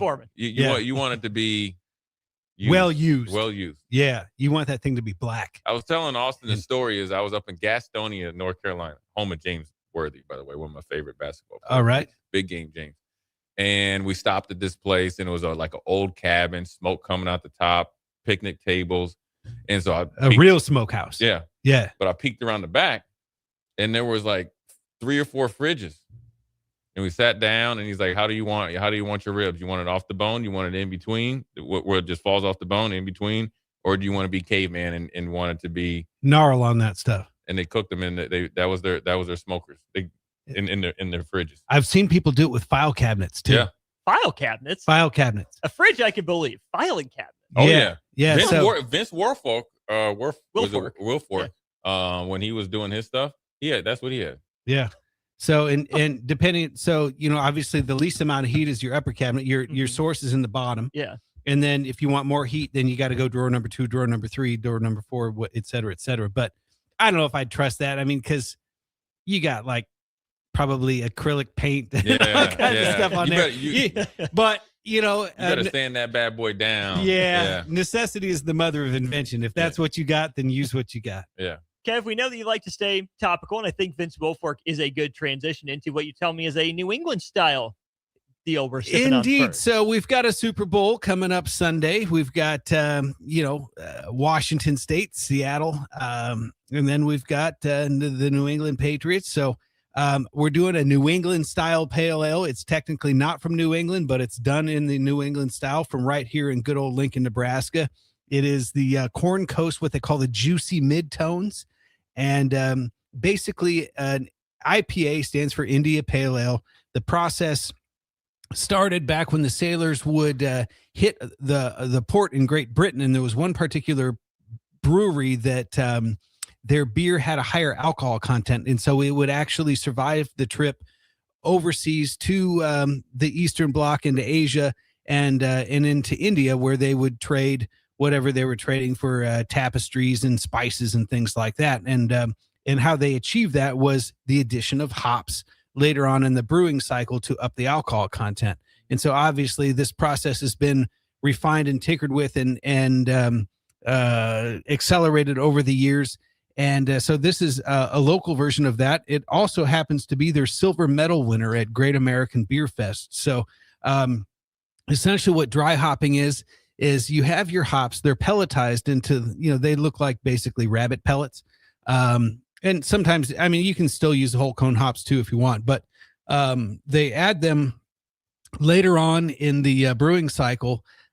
So it does create a little bit of alcohol, but not as much as if you were to add it early. And then it also has to do with what kind of yeast you're using, what kind of grains you're using. But that whole process is what gives it that juiciness. And then obviously these are also kind of a hazy, unfiltered style. And so they take on those tropical notes, some of that tangerine, some of that sort of orangey, I can taste that. yeah, sort of, not really stone fruit per se, but yeah, I kind of like that tangerine. What's the other word? Peach, I guess. I don't know. But You're yeah, the expert. If you don't know how, we're supposed to know. well, that's It's a little bit of peach, though. A little bit of Yeah. peach. I'm just trying to think of another peeled fruit that I'm just forgetting, but never mind. Close enough. I see why this is a silver medal winner. I might have given it a gold. This is really good. Now, I Right, got a too. little bit of the fruit on the nose, not much, just a little bit, but that citrus after about that second sip, that really popped at me. Yeah, and then then sort of the bitterness of the hops comes last, but this isn't like a style that's really resiny or piney. No. It's more juicy and smooth, and like you say, it's fruity. These come in. It's no lightweight. I want to say these are probably 7%. Oh yeah, right on the button, 7% alcohol. So from Corn Coast Brewing. Plus, I was an ad major in the J school at the university, and I started as an architecture major, but essentially I had to take a lot of art classes. And so even when I was in the journalism college, I appreciated a good graphic artist, and I've always been a big fan of their logo. So essentially it's basically like a windmill, except for where the fan would be is a palm tree. So it's it just fits their brand perfectly, called Corn Coast. So I dig it. Yeah, that's really good. I don't know if we've ever talked about the hazy part, right? I think you can just tell visually, but what does it mean when it's filtered versus unfiltered? What's the appeal of making something a hazy like this one? Well, again, it has to do with the grains. And so hazy ones generally have a little bit higher oat and wheat in the mash bill. And I think that helps grab onto some of those what's called lupulin glands, which are essentially, if you break open a hop, it has these little yellow beads on the inside, and that's where it's kind of sappy. They're sticky, but that's where the hop flavor and aromas come from. And I think if you have the right grain, it helps grab those. And obviously, the time of which they're added makes a big difference too. The earlier in the boil, I think they're going to get a little bit more of that bitterness. The later on, you're just going to get more of those fruity tones. Would you drink this on the golf course? Heck yeah. I mean, I like I had mentioned on the show before, I kind of lost my taste for hops. I don't know why. Just things are cyclical. But this was the type of beer that I drank exclusively for probably 4 or 5 years. And I think, again, we've talked about, if you consider wine and or beer more like a food than you do a beverage, then it, it's kind of like eating the same thing for dinner every night or the same thing for breakfast every morning. Eventually you're going to get tired of it. So, but this is tasting delicious to me too. So, juicy midtones from Corn Coast Brewing right here in good old Lincoln, Nebraska. Shout out them. This is a great way to start our Thirsty Thursday. I'm not and a done golfer. in New England style, hence the Patriots. Indeed. Not a golfer myself. Don't forget, we will be at Back 9 tomorrow from 3 to 5. Hopefully they have some Ball striking libations Yes, sir. for us. And if I am wherever out on the golf course, I think the fruit pops. I get the spring and summer kind of feel for it. It feels like it. All Jay, right. you bringing your clubs tomorrow? Yeah. You got it. Gonna a hit couple. some balls? Yeah, a couple. All right. Yeah. All right, let's go from New England to Seattle. Okay. The Washington wine. Hit us with it. Washington State, called Skyfall, has nothing to do with James Bond. Not even the Adele song? Not even Or the the movie? Adele song. Ah. It's so we did a New England style. Now we're doing a Washington State wine. This is a Cabernet from the Columbia River Valley. And what's interesting is that when the polar ice caps melted, I don't know how they can prove this, but apparently there was more water flowing through the Columbia River Valley at that time than if you were to take every river in the world and combine it today. So, but what it did, it deposited these massive granite stones like the size of big SUVs. And it looks like they fell out of the sky because there was no other way they could get there. And essentially it was the ice caps melting and the water rushing through and deposit these great big giant rocks. So hence the term Skyfall is the name of the winery. And they're really noted for their cabs and their Merlots up there. And what's interesting is that when you think Washington, you think Seattle where it rains all the time. Well, you get on the other side of the mountain ridge, it's a desert. And it's, in between there is a perfect condition for growing of wine grapes because you've got the Columbia River Basin, which is very pebbly, rocky because it used to be riverbed. And what that does is that it allows for the grapes to pick up the minerality of whatever's deposited there. It also heats that soil. And so when it cools down at night, especially when you're in elevation, it acts like a little heating blanket for the grapevines.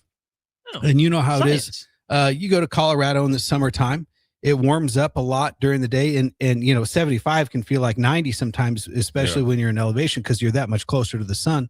But then when the sun goes down, that temp drops. Yeah. And so you get that combination of warm days and cool nights, and it allows for the slow maturity of the grapes. And they develop what's called phenols, which are essentially chemical compounds. And so the slower the grapes ripen and develop, the more phenols they develop within the fruit, making a wine of more complexity. So I thought I would bring this in to stay topical with the I like it. I like both. 8 out of 10, 9 out of 10. That was an odd number, Jay. I know, but you don't like odd numbers. So 8.8. Who you guys like, Seahawks or Pats? I'm going Seahawks for AJ Barner. You didn't hear that discussion yesterday, did you? I did not. Look up AJ Barner at some point. Maybe our text line we'll send it in. But before I give my pick, I know there's that complexity to this one. I think there's a lot This of is those smooth though. Those like subtle fruit flavors in this one. This is deep. Yeah. This is really good. Well, and that first sip probably wasn't set up very well by a hoppy beer, so we got to wash that out, start over, and sort of refresh your palate. But these are on the shelf every day, $22. Man. You get a lot of bang for your buck out of the Washington State wines. It's got a cool label, colorful, so it looks good on the table. And let's face it, presentation counts. I'm more of a what's in the glass versus what's on the bottle type of guy, but. Says the guy that just said he was all about the graphic designers and appreciation. Well, this is true. I bet I have an appreciation for it, but again, the form has to follow the function. And so in this case, you get both. So why not have both? You can get in trouble with that wine. Yeah, that is really good. I don't know if I'm comfortable making my pick yet for the Super Bowl. I think New England's got enough to. I mean, they're a deserving underdog, right? Seattle's that good. I just don't know if I can trust New England's run game to keep them on schedule enough. I'm going to give their offense a little bit of credit because they faced, murderer's row defenses through the AFC playoffs. That was a tough road for them. I don't think the division was quite as good as Seattle's. I think Seattle's a little bit more tested. Do I trust the young gun in Drake May? Do I trust Sam Darnold, who I still kind of have trouble believing in? I just don't know. If you look at the stats, I mean, his stats aren't great. And to me, what you have is it's almost Pete Carroll's 2.0 style. Play great defense, have a good running game. They got the two-headed monster, and then have your quarterback manage. And the thing is, I remember everyone saying, let Russ cook. And Pete Carroll knew something that the rest of us didn't, was that he was not very good from the pocket. Now, when the play broke down, he had the wheels to escape and could hit an open guy. But when you're running free for 7 seconds, anybody can do that. Yeah, Russ wasn't exactly McDonald's fry cook, but he also wasn't, Michelin star. Well, and that got proven when he changed teams. So, like I said, Pete Carroll sort of like, all right, I've got Marshawn Lynch, I've got a great defense. I'm having a blank. The Wrecking Crew, not the Wrecking Crew. Legion of Boom. Legion of Boom. Yes. So this seems to me like the reiteration of that, and then New England just kind of coming out of nowhere. I mean, you got Vrabel after being fired, hometown boy, come home, make good on the, sort of the Patriots dynasty. And so I don't want them to win simply because they've been winning so much so recently, but at the same time, I don't know. Seattle doesn't excite me. I'm not a Sam Darnold fan, even though the guy's won like 30 football games in the past 2 years. So I think I have to go with New England just because of that reason. But, because you feel like you have to, or you feel like you want to? Well, I feel like I wanted both of those teams to lose. And so I've got no skin in the game one way or another. I would have rather seen a different Super Bowl altogether, but if I have to choose, I'm going to go New England, I guess. Let me ask you both, which head coach do you trust more? Vrabel. That was quick. Vrabel's really good. Doesn't he look trustworthy? I'm not saying he doesn't. I think I'm just saying let's Vrabel. not give McDonald short shrift. I'm not. I mean, it's close. I think Seattle's going to win. I think Seattle's going to win too. Leonard Williams is a problem. He is. No, their defense is phenomenal. And Emin Warry's really good. JSN is unstoppable. And again, I mean, you've got a great run game on offense. You've got, maybe not, certainly not elite receivers, but serviceable enough to bail you out, especially when you play action. And you've got the 200 or the two-headed monster with Charbonnet, Kenneth Walker and Charbonnet. I mean, Charbonnet, that dude is, or did I say Williams? I meant Walker, Michigan State kid, right? Yeah. Yep. They both play well, and they're a nice complement to each other. So, I mean, I just from a football appreciation standpoint, I appreciate the way both teams are playing. The way they execute. It's just sort of a lesser of two evils for me at this point. Most important question: is there a Super Bowl spread or a business as usual on the cuisine front with the game on during dinner? Well, no, we're doing wings, of course. Oh, nice. So we're we're warming up with the quarters tonight, and then the wings are happening on Super Bowl Sunday, and then I'll let my wife do the sides. She usually, she does a really, really good homemade ranch. Ooh. And she'll use Greek yogurt. Ooh. So it's okay.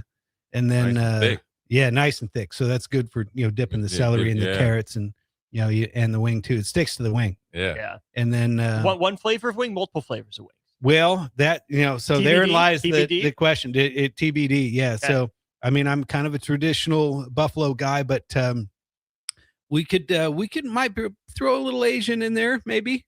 You already got the lemon pepper out for today. So Yeah. We could just go naked and just do some lemon pepper naked wings. Nothing wrong with that.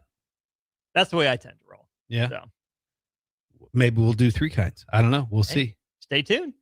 Kevin Meyer, Myers Cork and Bottle with us. Check him out, 13th and South Streets. Look for the neon. You won't be able to miss it. Kev, enjoy the Super Bowl. Thanks as always for coming in. Appreciate you, fellas. Thank you. I appreciate you having me. Any dang time. He's Kevin. Jay's on the end. I'm Austin. More Old School after this. Watch Old School live on Facebook, YouTube, or Twitch. Old School with Foreman and Orman on 93.7 The Ticket and theticketfm.com. Want to make the easy call? Call John Henry's. From leaky pipes to a broken AC, flickering lights to furnace fights, even drains and duct cleaning, we've got it handled. Plumbing, heating, air, and electrical, all under one trusted roof. Proudly serving homes across Lincoln, Omaha, and surrounding areas and ready 24/7. Visit calljh.com or call John Henry's. 435-5555. John Henry's Plumbing. Heating and air. And electrical.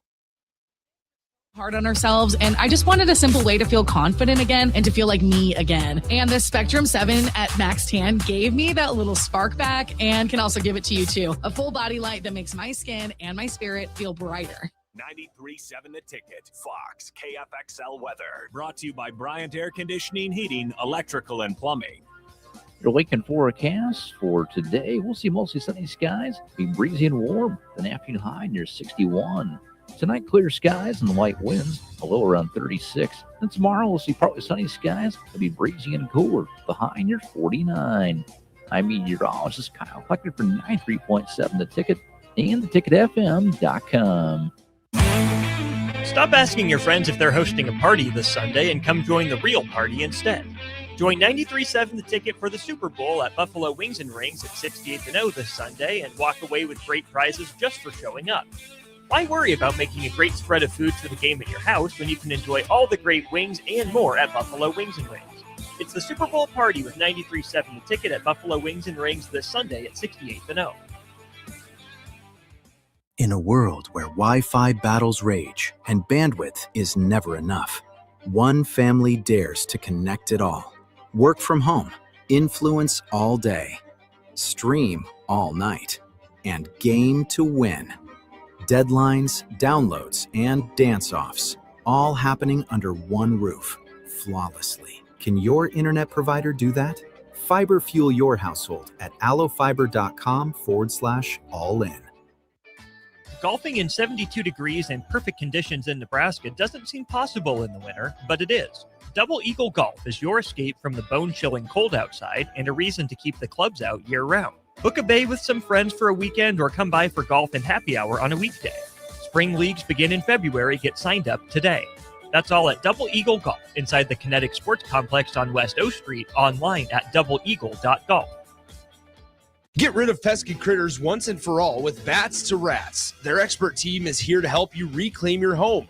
No more sleepless nights caused by crawling critters or flapping wings. Bats to Rats ensures a safe environment for every family member. Check the website at batstorats.com for amazing offers. And if you mention this ad, you'll receive $10 off your initial inspection cost. Call Bats to Rats today at 402-781-8691. That's 402-781-8691. Bats to Rats.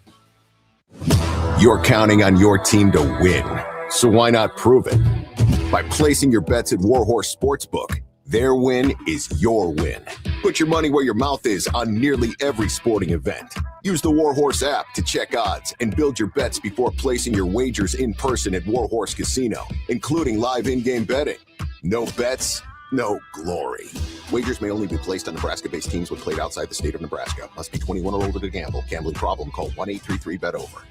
Start your Sundays off right with Jeff and Nicole Essink on Fitness Fanatics. Jeff and Nicole discuss health and wellness, how to achieve fitness goals, and more through the life of gym owners and gym goers. It's Fitness Fanatics from 9 to 11 a.m. on Sundays on 93.7 The Ticket and theticketfm.com. Culture and Coffee with Mike Smith and the Bowie Boys is back this Friday, February 6th, featuring members from the Nebraska baseball team. Stop by this Friday between 5 and 8 p.m. as we turn the Ticket into a skate park. You heard that right, a skate park. And also highlight the upcoming year for Husker baseball with players from the team. Again, that's 5 to 8 p.m. this Friday, February 6th, for a live broadcast of Culture and Coffee from 5 to 7 p.m. and a Vintage Market Plus skate experience hosted by the Bowie Boys from 7 to 8 p.m. This is a party you won't want to miss. This ain't pop. This ain't pretty. This is Southern hospitality. The Black Crows. Blues-soaked guitars, outlaw swagger. The Southern Hospitality Tour. Rock and roll the way it was meant to be. Loud, raw, and real. The Black Crows. With South Hall, August 4th. Pinewood Bowl Theater and Lincoln's Pioneers Park. Tickets on sale Friday, February 6th at 10 a.m. at Ticketmaster.com. Things that impair you come in many different shapes and sizes. Some are the shape of beer and liquor bottles. Others look like cigarettes but aren't cigarettes at all. These are the things we know impair us, the things our parents warned us about. What we're not always aware of is our new prescription, or the over-the-counter medicine we picked up just for allergies or a bad cold. See, it doesn't just matter how much of a substance you take. If you are impaired, driving is deceptively dangerous. Don't drive impaired. Paid for by the NDOT Highway Safety Office. Hey fellas, let's take a quick time out here. February is American Heart Month, and listen, men are the worst at getting checked out. We'll watch every stat in the league, but ignore the most important one. That's our own heart health. So here's the play. Talk to your doctor about scheduling a quick heart screening at Advanced Medical Imaging. It's fast, it's easy, and it could save your life. Your family needs you around a lot more than your fantasy team does. Make the call, get the checkup, take care of your heart at Advanced Medical Imaging. Just got the brakes fixed on my car today. You did? You haven't even left the office. I didn't need to. I got a guy who picks up my car and drops it off when it's done. Well, who's your guy? Graham Tire. They have pickup and delivery service at all 5 of their Lincoln locations. Schedule your service online on the Pickup and Delivery tab at GrahamTireLincoln.com. That's GrahamTireLincoln.com. Let us do the running. Some limitations apply. See store for details. Back to Old School with Foreman and Orman on 93.7 The Ticket and theticketfm.com.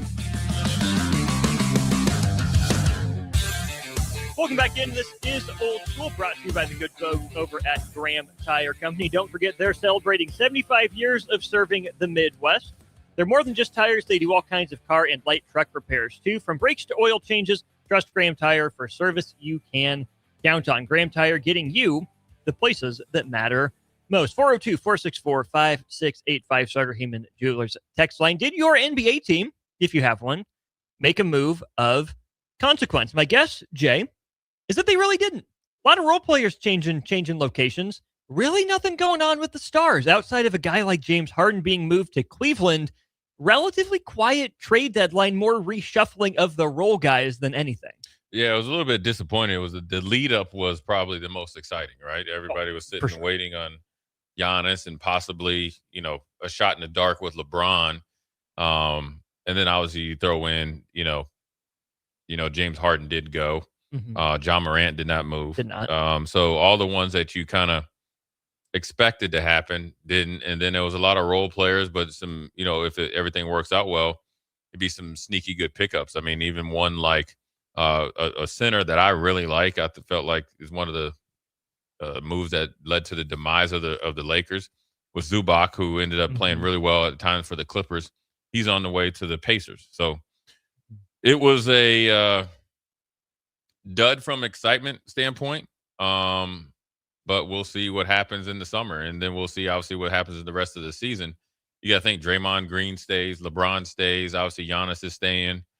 And what happens with those three, players, individually, but collectively, each team, and then how does it affect the East and West, and what the I guess the second tier or third tier moves help elevate some teams in each conference. We had the Trae Young trade. Anthony Davis then goes to Washington. Didn't really get a chance to talk much. That's probably the biggest about one. That one. That's a big one. Maybe you could talk yourself into the Warriors getting off of Jonathan Kuminga and Buddy Hield, adding Kristaps Porzingis. But even that, Jay, that's a guy who's only played like 58% of the games he's been available for in the NBA. Yeah. That's not a lot. I think the theoretical fit is great, right? A stretch five around Draymond Green with Steph Curry. If he plays, it feels hand in glove. But to me, that's more, hey, guess what? He's an expiring contract. Right. We can get off the books and make a big swing, like you said, this summer. If you can get the best version of him, the veteran version of him, where he doesn't have to be the unicorn as Phil Jackson named him, which at times he was, and then obviously, was able to win not a national championship, but NBA championship, and then played well when he does play. He fits perfectly with Golden State. Yeah. Obviously you can't fault anybody for being injured. It's not like a, purposeful move for him to be nicked up. And so if he's healthy, I think he adds to Golden State, but just everything along, you add Porzingis, but you keep Draymond. Obviously they can, work well together, but Draymond, I just spoke to Steve Kerr, and now you're just essentially delaying the inevitable. And so does it happen this summer? And what if teams decide to stay pat? What happens to these stars? Now, I think Giannis and LeBron will always find a home, especially Giannis, and LeBron will have a choice. But with Draymond, and this is also with Porzingis, obviously expiring contract. Now you're back to square one in the offseason. And with Draymond, it used to be, I thought that he was directly tied to Steph at the hip because he does a lot of things that obviously help Steph Curry, being, the great player that he is. But now I think that's, went to the wayside a little bit. Where does he go? Because I think it has to be a certain organization, a certain coach, a certain locker room, a certain, I wouldn't say plethora of stars, but you need to have at least one or two very strong personalities to play with and around Draymond. And in this day and time with these type of players, there's not many places like that in the NBA. Sure. But he's definitely an asset wherever he goes, because it's not just the ones that didn't get traded right now, the Ja Morants, LeBron's, and LeBron's is only if he wants to. Yeah. Draymond, all those guys, right? Then you got to think, okay, well, you throw an aging Klay Thompson in there.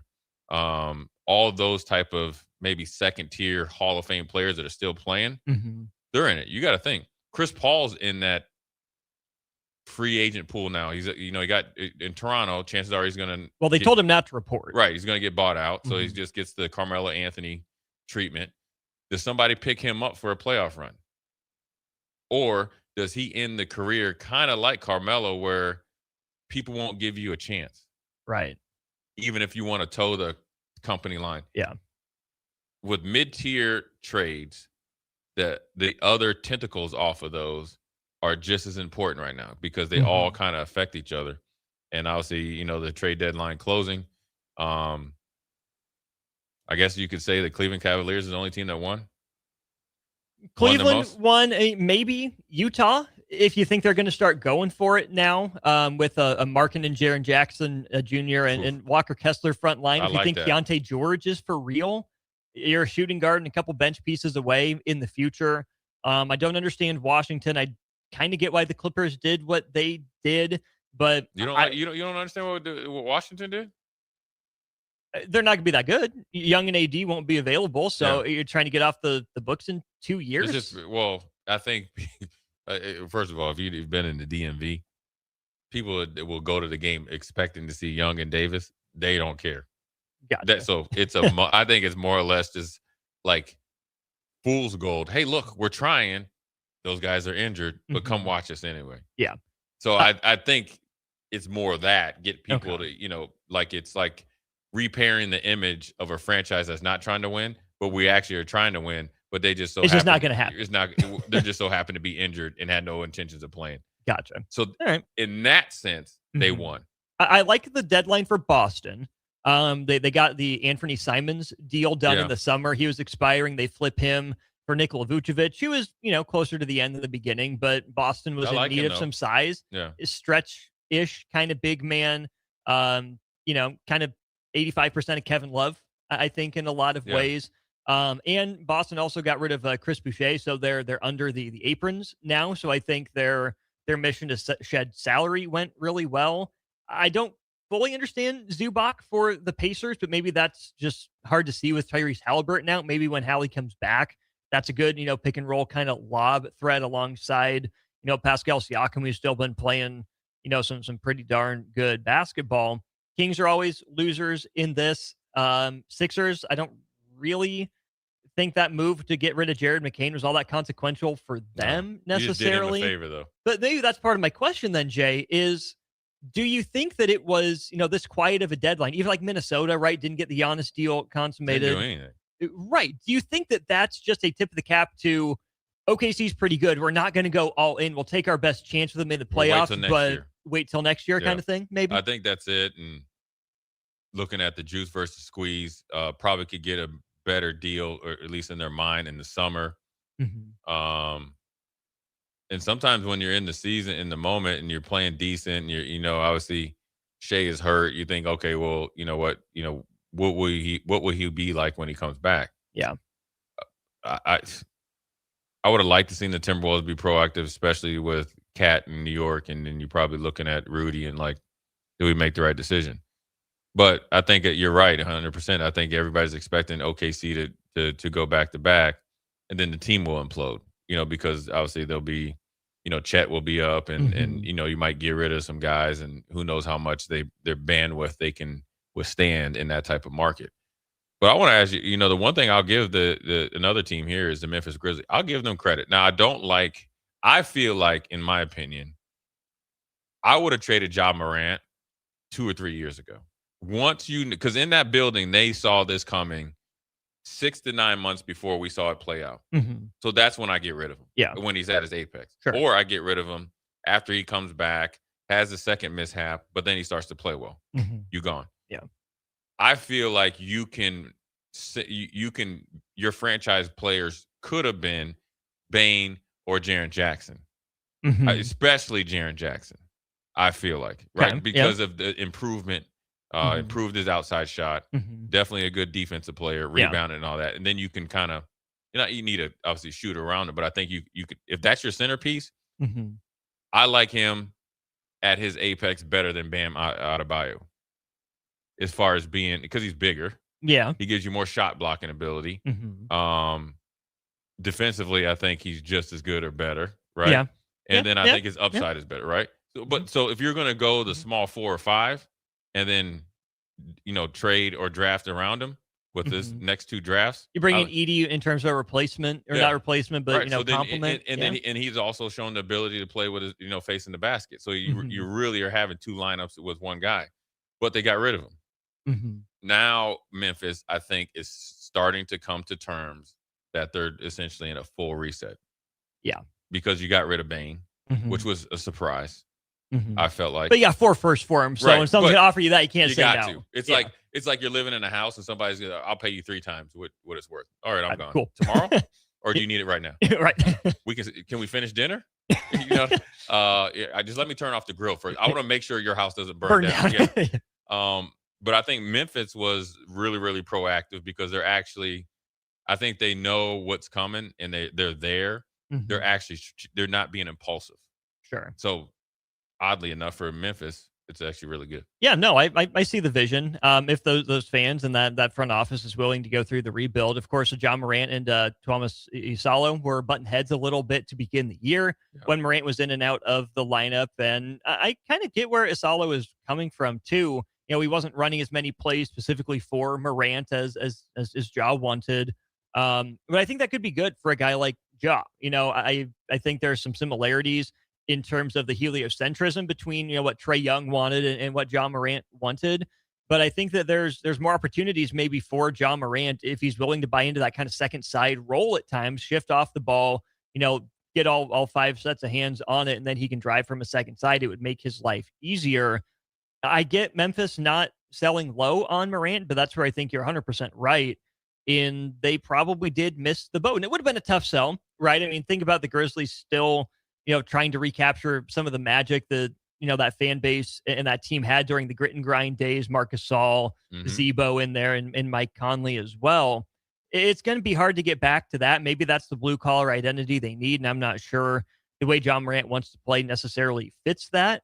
But I think it would have been a tough sell, to sell early on John Morant, just that fan base, Jay. Yeah. And I think that if it would have worked out and Memphis would be in, let's say, year 3, the rebuild, they're challenging for the play-in now, and they have whoever their centerpiece would be alongside a Bane and a Jaren Jackson Jr., it would make sense. But when Desmond Bane really came into his own, 2 years ago, and Jaren Jackson, it kind of has a complicated relationship with that fan base, right? He's been good, but has he been, the All-NBA guy? Not necessarily.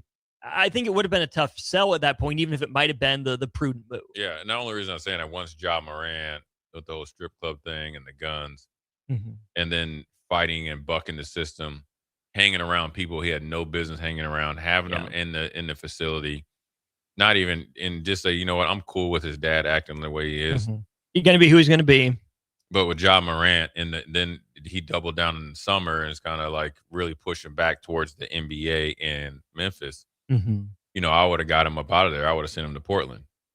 And that would have really would have got you straight. Now, who knows if he would have got hooked up with Chauncey Billups and the whole gambling thing. I just think it's really refreshing for a team like Memphis that understands where they are, where their supposed franchise player was and is, because Ja Morant had the chance to take the torch, and he chose not to, like Zion. Well, he took the torch. He just dropped it on a building, right? Yeah, he dropped it quick. It was like the Olympics. They had to pass the torch. He went like 50 meters. It was like, oh, man, you know what? I'm not even going to try to pick it up. Hey, look, a distraction. Yeah, so it'll just be interesting to see what happens with a lot of these trades. And I think with the Washington is going to be interesting to see their summer. Yeah. Because then there won't be any excuses. Right. Guys will be healthy to play. But this whole Giannis and a distant second is LeBron could help reshape the league. Because if LeBron leaves, it affects Luka. If LeBron leaves, do they keep, Austin Reeves, or does Austin Reeves move as well? So then now Luka's in rebuild mode. Which you shouldn't be with a guy like that entering his prime. This championship window. You can't be. No. And it'll shed some light on some of the issues that they have going internally as far as like Rob Pelinka and such and what they've done in free agency and draft and all that stuff or trade. So it'll be interesting to see how that situation is after LeBron leaves, because you got to think Connect Four was already he was in a trade discussion as well. So, and then you traded him, you got him back. You have no intention of playing him. So that's a wasted asset. That is, correct me if I'm wrong, he was a lottery pick, right? Yeah. So that's, again, you're talking about the demise of the Lakers, one of the blue blood franchises that makes the NBA go with an all-time great player, with a potential all-time great player, and they have no idea what's going on. And it's all on the piggybacks of sitting pat right now. And then potentially sitting pat again in the summer because you have to. Right. Cubsker, our Chicago correspondent, wants to talk about the Bulls. Jay, ponder this question as we go to break. Are the Bulls an NBA blue blood franchise? We'll answer that question. Look at the Bulls deadline when we get back to wrap up Hour 2. You're listening to Old School with Jay Foreman and Austin Orman. Download the mobile app and listen wherever you are on 93.7 The Ticket and theticketfm.com. Just got the brakes fixed on my car today. You did? You haven't even left the office. I didn't need to. I got a guy who picks up my car and drops it off when it's done. Well, who's your guy? Graham Tire. They have pickup and delivery service at all 5 of their Lincoln locations. Schedule your service online on the Pickup and Delivery tab at GrahamTireLincoln.com. That's GrahamTireLincoln.com. Let us do the running. Some limitations apply. See store for details. This ain't pop. This ain't pretty. This is Southern hospitality. The Black Crows. Blues-soaked guitars, outlaw swagger. The Southern Hospitality Tour. Rock and roll the way it was meant to be. Loud, raw, and real. The Black Crows. With South Hall, August 4th. Pinewood Bowl Theater and Lincoln's Pioneers Park. Tickets on sale Friday, February 6th at 10 a.m. at Ticketmaster.com. Culture and Coffee with Mike Smith and the Bowie Boys is back this Friday, February 6th, featuring members from the Nebraska baseball team. Stop by this Friday between 5 and 8 p.m. as we turn the ticket into a skate park. You heard that right, a skate park. And also highlight the upcoming year for Husker baseball with players from the team. Again, that's 5 to 8 p.m. this Friday, February 6th, for a live broadcast of Culture and Coffee from 5 to 7 p.m. and a Vintage Market Plus skate experience hosted by the Bowie Boys from 7 to 8 p.m.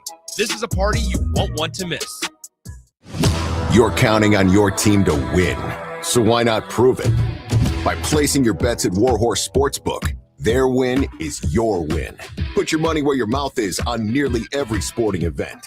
Use the Warhorse app to check odds and build your bets before placing your wagers in person at Warhorse Casino, including live in-game betting.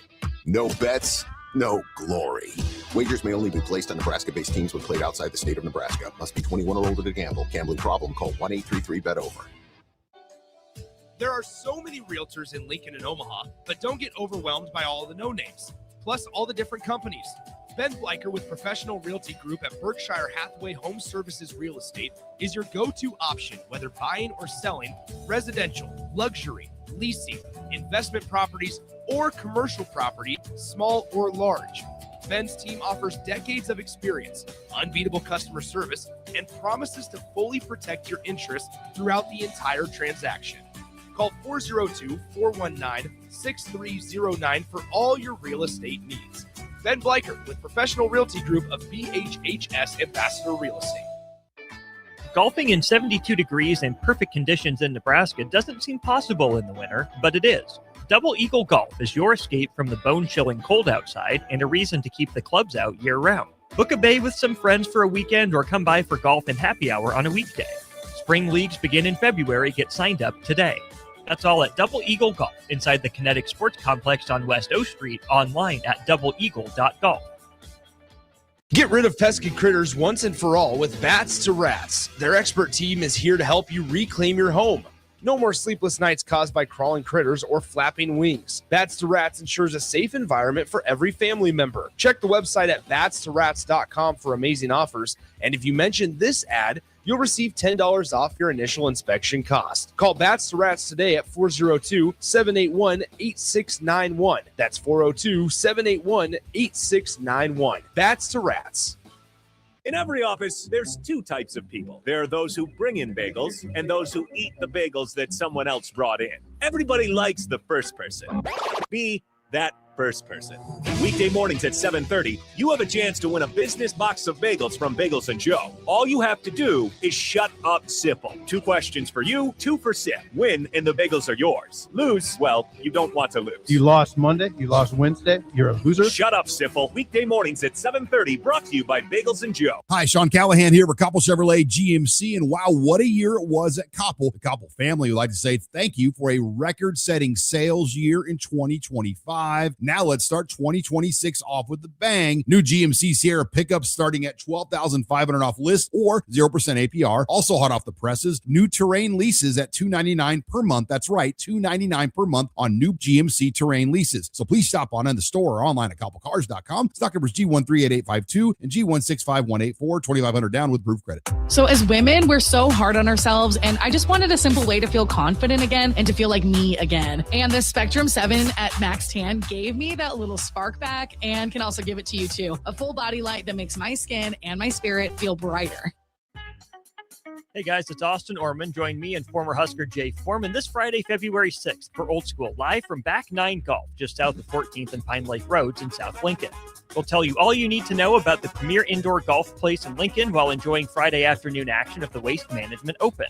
Stop by for giveaways, prizes, and a tour of the facility. We hope to see you there on Friday, February 6th, beginning at 3 p.m. for Old School, live from Back 9 Golf in South Lincoln. Back to Old School with Foreman and Orman on 93.7 The Ticket and theticketfm.com. That's right, we're back on Old School. Austin Orman and Jay Foreman with you. This segment brought to you by Love Volleyball in Nebraska. You can get your tickets to watch former Huskers like Lexi Rodriguez and Jordan Larson in action at lovbneb.com. Promotional calendar is out. And don't forget, they're looking for you to help them decide on a new team nickname. Be in the arena. Make sure you help Love Volleyball in Nebraska get to the correct team nickname here throughout the month of February. To our starter Heyman Jewelers text line we go. Jay Cupsker says, us Bulls fans begged for years for a fire sale. Bulls didn't do it, so he settled into thinking about the long haul finally. And now the Bulls fire sold. What on earth is wrong with the Chicago Bulls? Let me throw this out here. Someone tweeted this out, someone that covers Illinois basketball. As it stands, Illinois men's basketball has a taller team than the Chicago Bulls, both by average height and tallest players. The average height for the Illinois Fighting Illini, 6'6.5". The Bulls, 6'5.25". The tallest players, the Visich twins for Illinois, stand at 7'2" and 7'1". The Bulls, meanwhile, have two players at 6'9" on their roster, and that's as tall as they get. Yeah. 10 guards on the roster for Chicago, even after some trades to ship a couple guards out. What in the world? Chicago has that Lifetime Fitness lineup. Or LA Fitness back. They're like, hey, we're going guard heavy, and we're going to try to outrun you, and it's not working out so well. The third in their division. They even have Mac McClung on their team, obviously from the slam dunk contest. A lot of guys that are injured, out or day to day. But they don't have. You need some size. You need that stretch 4 or 5, and they didn't decide to make a trade, or they made a trade. Got their older aging center out of there, but then they don't have anybody else in the waiting in the wings. And so I think right now, just like Cubster said, is like, as a Chicago Bulls fan, you have to look at management. What are we doing? What is the direction? We need to not know when you want to tell us. We need to know right now. And I don't think anybody knows. I'm willing to bet in that decision-making office or floor, there's probably about 4 different ideas or visions for this team, and none of them look that good. In Chicago, I don't know if it's a blue blood like NBA, like the Celtics or Knicks or something like that, but it's dang close. I think it's obviously Jordan and them and Phil Jackson led them there. Then you had a little bit of a Derrick Rose.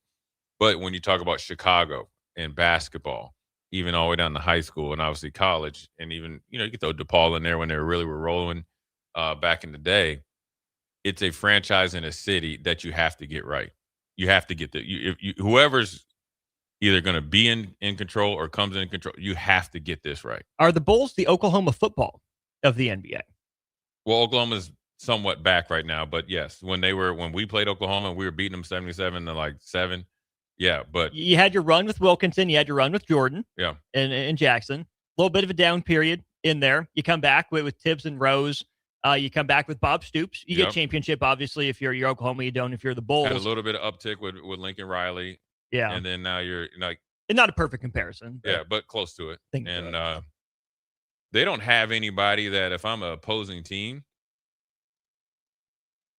that I really even want. I mean, Buzelis is good. Giddy's interesting.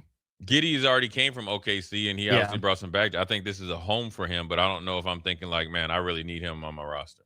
No. Jalen Smith, Right. Yabusele's bounced around. Asenge is a first-round pick, hasn't lit it on fire. They trade for Jaden Ivey. Right. Yeah, a whole bunch of meh. They look like they're playing GM. They're not competing as GMs. There's a difference. They're playing like they're doing their job, and there's plenty of options out there, depending on how much draft capital they have and so forth and so on. You can probably get a better roster going than that because you got rid of Lonzo, right? And now he's kind of obviously been hurt. But that was when he was playing his best before he got hurt. You're like, okay, I can see what Chicago's doing. Now you don't know. Right. They haven't for a while. Yeah. Hasn't been much of a vision there. Jordan P says, I'm a Bulls fan that never left even after Jordan, Modest, and Giddey are it. They freed up money expecting to add people this offseason. Drumstick says, don't forget the Ben Gordon era. Oh, we can name plenty of Bulls, right? Jay's boy Kirk Heinrich was there. Luol Deng, Carlos Boozer, Ben Gordon.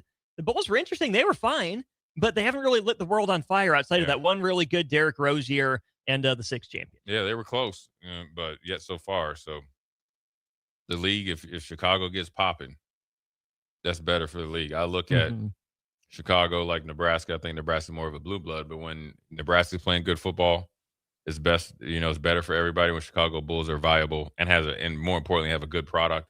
I think it's way better for the league. Well, even that division shouldn't necessarily be a huge mountain to climb, right? I mean, you think about Detroit, who's really good, leading the East right now. Cleveland is playing better, but who knows what they're going to look like and do across the offseason. Milwaukee, we'll see where they go.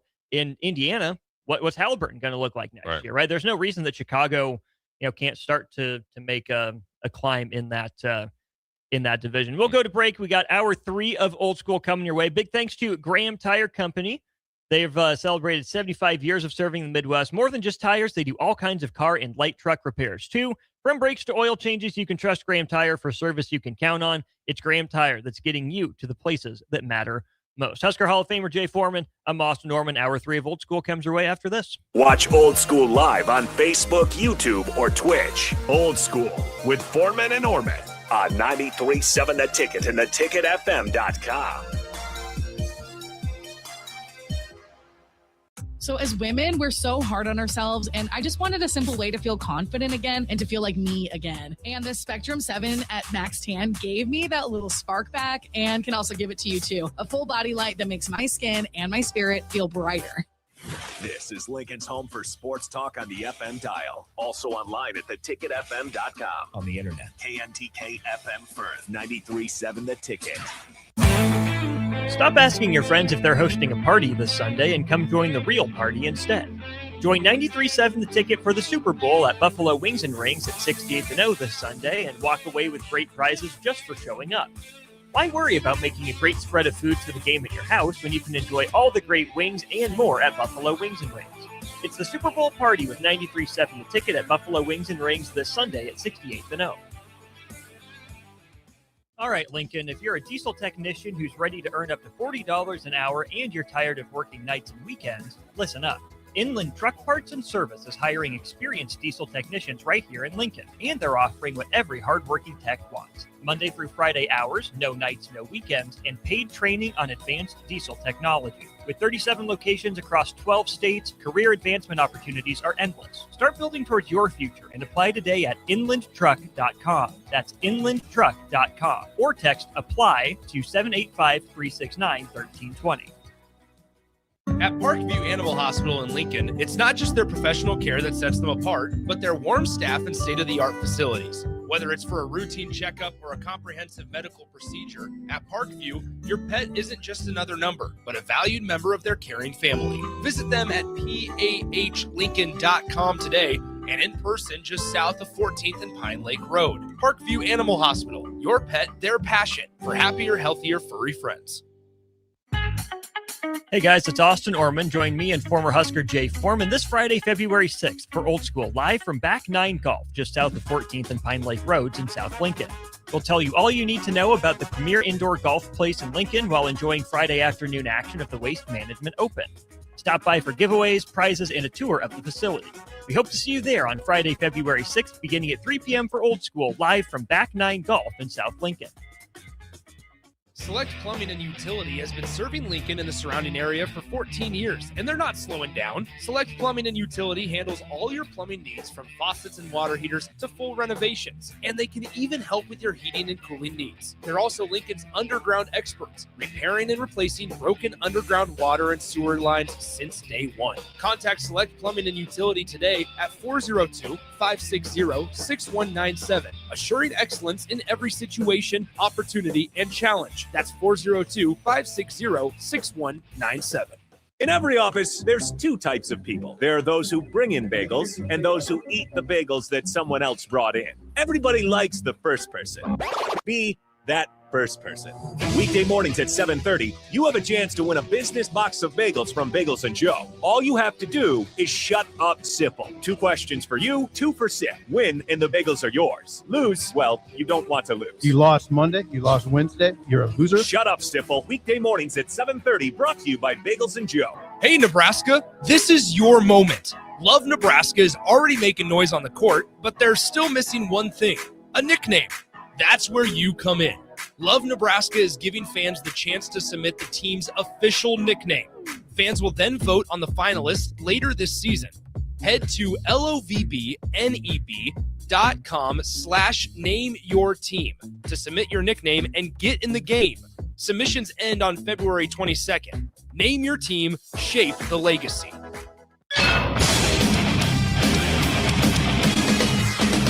93.7 The Ticket Sports News go now. This is Nick Wyman with your sports update. The United States women's hockey team opened play at the 2026 Winter Olympics and cruised to a 5-1 win in the preliminary round over Czechia. Alex Carpenter scored the opening goal for the United States in the first period. The United States plays next on Saturday, February 7th against Finland, with puck drop scheduled for 9:40 a.m. Central Time. The San Francisco 49ers and the Los Angeles Rams will play the first NFL regular season game in Melbourne, Australia during the 2026 season. The game will be played at the iconic Melbourne Cricket Ground. Will be the first NFL game played in Australia, coming as part of the league's multi-year commitment to play regular season games in the country. The game will be one of 9 international games played during the 2026 NFL season. The NFL will also play games in cities like Paris, Madrid, Mexico City, and London. After months of speculation, the Milwaukee Bucks will not be trading Giannis Antetokounmpo at the trade deadline. Along with this, the Memphis Grizzlies are holding on to Ja Morant, with the trade deadline having passed at 2 p.m. Central Time. Other news surrounding the NBA trade deadline: the Los Angeles Lakers acquired Luke Kennard from the Atlanta Hawks for Gabe Vincent in a 2032 second-round pick. And for all the latest sports news and updates, keep it tuned right here at 93.7 The Ticket and theticketfm.com. Coming at you live from the heart of downtown Lincoln, this is Old School with Foreman and Orman. Nebraska Football Hall of Famer Jay Foreman. Here's Troy Detmer dropping straight back in the pocket. Rifles a pass. It was tipped. It's picked off by Foreman. He's at the 15, 10, 5. He'll score! Woo! Foreman got it, and it's touchdown Huskers. Black shirts answer the call one more time. And Austin Orman. Old School with Foreman and Orman is sponsored by Graham Tire Company of Lincoln, your tire store next door with 4 Lincoln locations. Old School with Foreman and Orman on 93.7 The Ticket and theticketfm.com. What up? We're back. Hour 3. Jay Foreman, Austin Orman coming at you live, 1040 O Street on this blissful, warm day in the beginning of February. Usually one of the coldest and snowiest months in Nebraska, but we have 60-plus degrees. I doubt it's like right now the high was 62, at least by my measurement. We are brought to you by Graham Tire. They've been in business for over 75 years. They just don't do tires. They do everything, small or big, for your vehicle, truck or car. They're about it. Yeah. Multifaceted, versatile. They are versatile. And 4 locations in Lincoln. And so are we. They are versatile, and so are we. Indeed. And so are we. It's came to our attention that, I'm going to give Trey Taylor a nickname. T-Dub. No, I can't do that because that's Tiger Woods. T-Squared. T-Squared? Yeah. All right. So that'd be in his NIL package. I don't even want anything. I just want him to just you know how you do the H2O? Uh-huh. Oh, Trey Water. Okay. 2, the T, the little 2, O. Do we want the superscript or the subscript? I don't even know what that means. Because superscript would be, it's like, you have the T like so. Mm-hmm. The superscript would be the 2 is up here. Yeah. The subscript would be... No, I want the 2 up there. Okay. I don't need it But all if you were together. saying like H2O, then it would be the subscript. Well, he gets to decide that. I'm just giving him the nickname. I'm just giving him free money. Fair enough. Yeah, because he'd be like, you know what? He's like Jackie Chan. He's able to adjust like water, be like Wasn't water. that Bruce Lee? It was Bruce Lee. Be like water. What you know about Bruce Lee? You only know about Bruce Lee because Ant-Man last night. You don't know nothing about Bruce Lee. You don't know nothing about the game of death or nothing like that. I know that Bruce Lee is more scared of the man who's practiced one kick 1,000 times rather than 1,000 kicks one time. But Jackie Chan what was his? I mean, they're both legends. No. He had a saying something with water too. Tread water softly, I think. That's Jackie Chan. But Austin has informed me that TRAE Taylor responded to, was it the live stream? Yeah. He just so what was our take? Our take was, it's an interesting quarterback room for the next few years. Yeah. Is Nebraska planning on throwing TRAE Taylor into the fire? Do they want him to get a redshirt year? What does the plan look like, in 2027? Yeah, I mean, I think with him, he's talented enough, so it's not even about talent. I mean, so he's already ahead of, he doesn't have to get, I'm sure he'll just get bigger naturally because it'd be more mature. He's going to be in a great program up there at Miller West. So, just can he pick up the playbook and play to where it's beneficial to the team compared to the competition level? Mm-hmm. So, he can come in and play as a freshman and start. And so what was his response? I think normally, you'd like to not start a freshman, but in reality, it's not that you have to start a freshman. But the freshman is made you have to start him. Mm-hmm. Like Barney, Dylan, and redshirting now is not truly a redshirt. Redshirting up until recently was you didn't play at all. You know what I mean? Mm-hmm. And you don't want to be Cody Glenn where he put you in, and you're like when Bo put him in at the 1 yard line against Oklahoma in the third quarter, and you pretty much screwed his whole career. Now you can play, at least up until they say it's different, you can play 4 games. You could actually essentially start 4 games. Yeah. Play start from finish in 4 games. Mm-hmm. Now we've seen it with TJ Lateef. Now circumstances, got him out of the red shirt.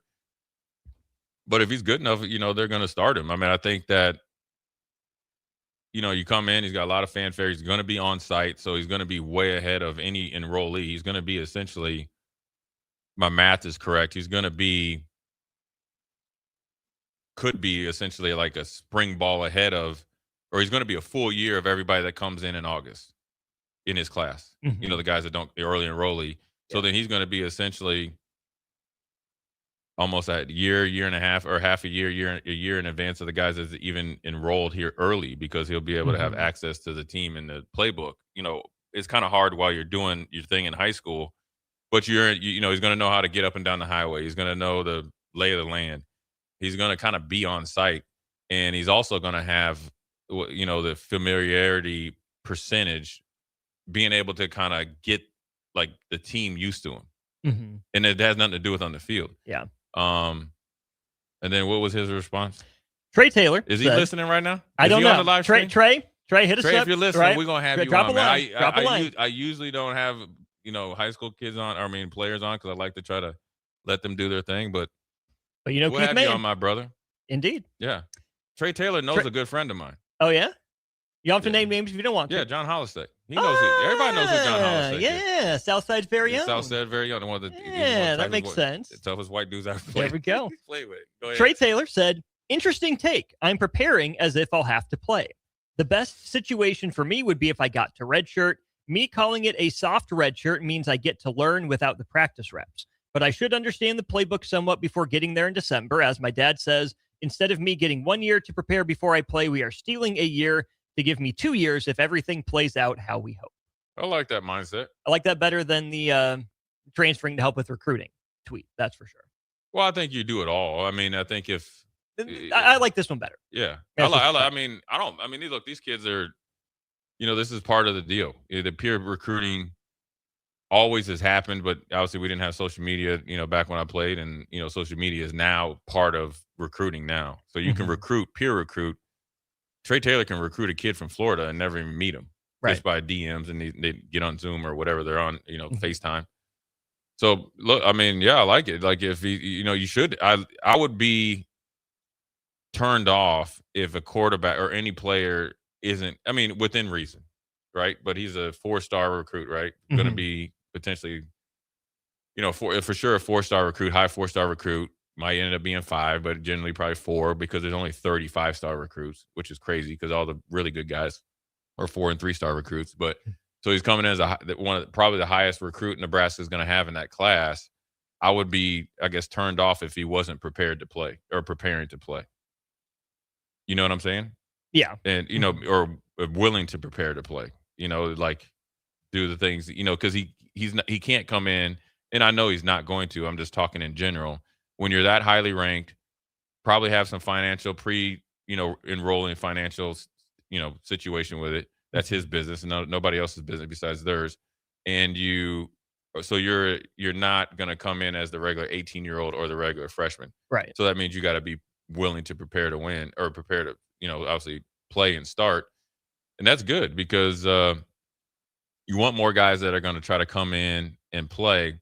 Now it's up to the coach, the head coach, the kid, the position coach to formulate a plan that's advantageous for everybody. Mm-hmm. And I think you get that kind of from this reply from TRAE Taylor. You just sent another one? Not yet. Preparing as if he slid in my DMs. Preparing as if I have to play. Okay, yep, that makes sense to me. The best situation for me would be if I got to redshirt. That's great to say right now.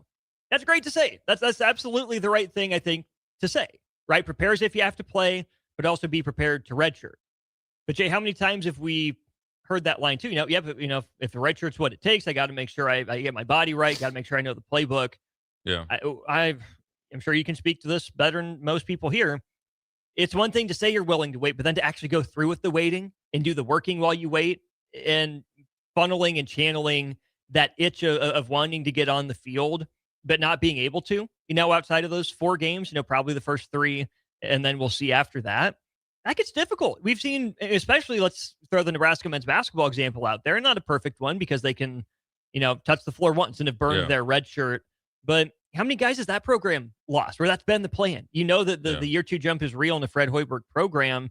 Again, it's not apples to apples, but I think, various programs at Nebraska, we've heard plenty of people say the right line or, initially a red shirt sounds good, but then that year is just like nothing you've ever experienced. It's different because you spend your whole high school being the big man on campus or working for something, trying to get to college. Then you get there and you got to slam on the brakes and just hit pause.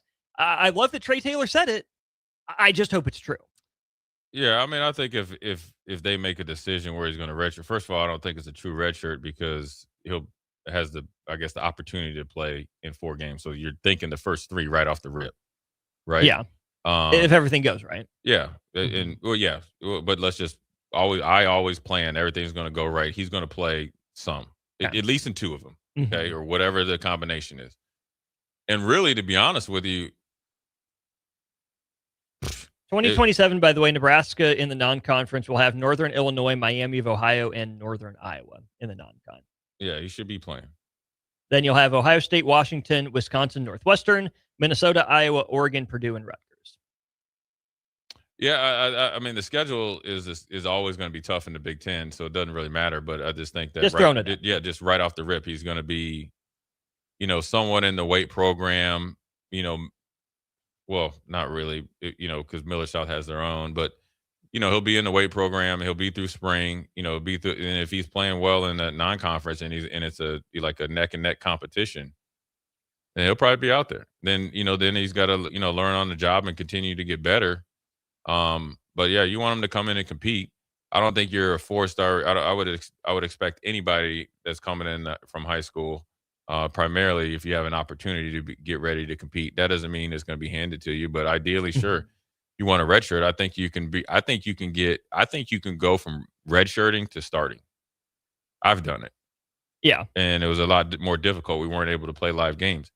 And I think if you use it, and I remember, I remember now the subject we're talking about, I said, if he has to red shirt, my advice would be, now obviously withstanding like his, you don't want to, overuse his arm, but I'd like you to take majority of the scout team reps. And I'm sure they would have a plan for him to get live reps, with the 2s or whatever. Yeah. during the week as well, and he's in the quarterback meetings. So I'm pressing him to prepare as if he's going to play. Then with the non-con, and then obviously potentially getting in another one, you really are in a double redshirt year. I call it a double redshirt year because you're redshirting if you just redshirt in general, and then you add the 4 games on it. Now you're getting double because now you're not just redshirting, getting like bigger, faster, stronger, and you only have to think about is getting to practice, doing a card, and going home. And then sure, you go to meetings and stuff, but you're not really, when you're the old school redshirt rules, there's no way you're going to play. Right. Like being on an inactive list on Friday in the NFL, there's no way you're going to play. Now with the 4 on it, now you don't have a week off. Now you always have to, because you could play your 4 games, all hell breaks loose. Now all of a sudden, now you go from 4 games to say 9. Okay. So now you don't have a red. So now, but you have to essentially prepare after week 3. You got to be locked in. You got to get practice reps. You got to make sure that you are preparing. And the only way you can prepare if you're not starting during that first year is really get a lot of scout team reps. Why are scout team reps important? Number 1, you're going to be reading defenses. Number 2, yes, you're not going to be calling the plays, but a lot of times the same concepts are going to be what other teams run. In theory, every team's going to run or should a deep comeback. They'll run a slant. They'll run a skinny post. They'll run, crossing routes. They'll run area routes. They'll run overload. They'll run, all go check down. They'll run bootleg. They'll run, delay. They'll run the crap screen. They'll run it in some form or fashion. Now it's not going to be the same, but the more that you do it for free, if you have the red shirt, the better for you in the future. That's the other part I then want to get to when TRAE says, but I should understand the playbook somewhat before getting there in December. As my dad says, instead of me getting 1 year to prepare before I play, we're stealing a year to give me 2 years if everything plays out how we hope. That part doesn't make quite as much sense to me because can't he already have his hands on the playbook?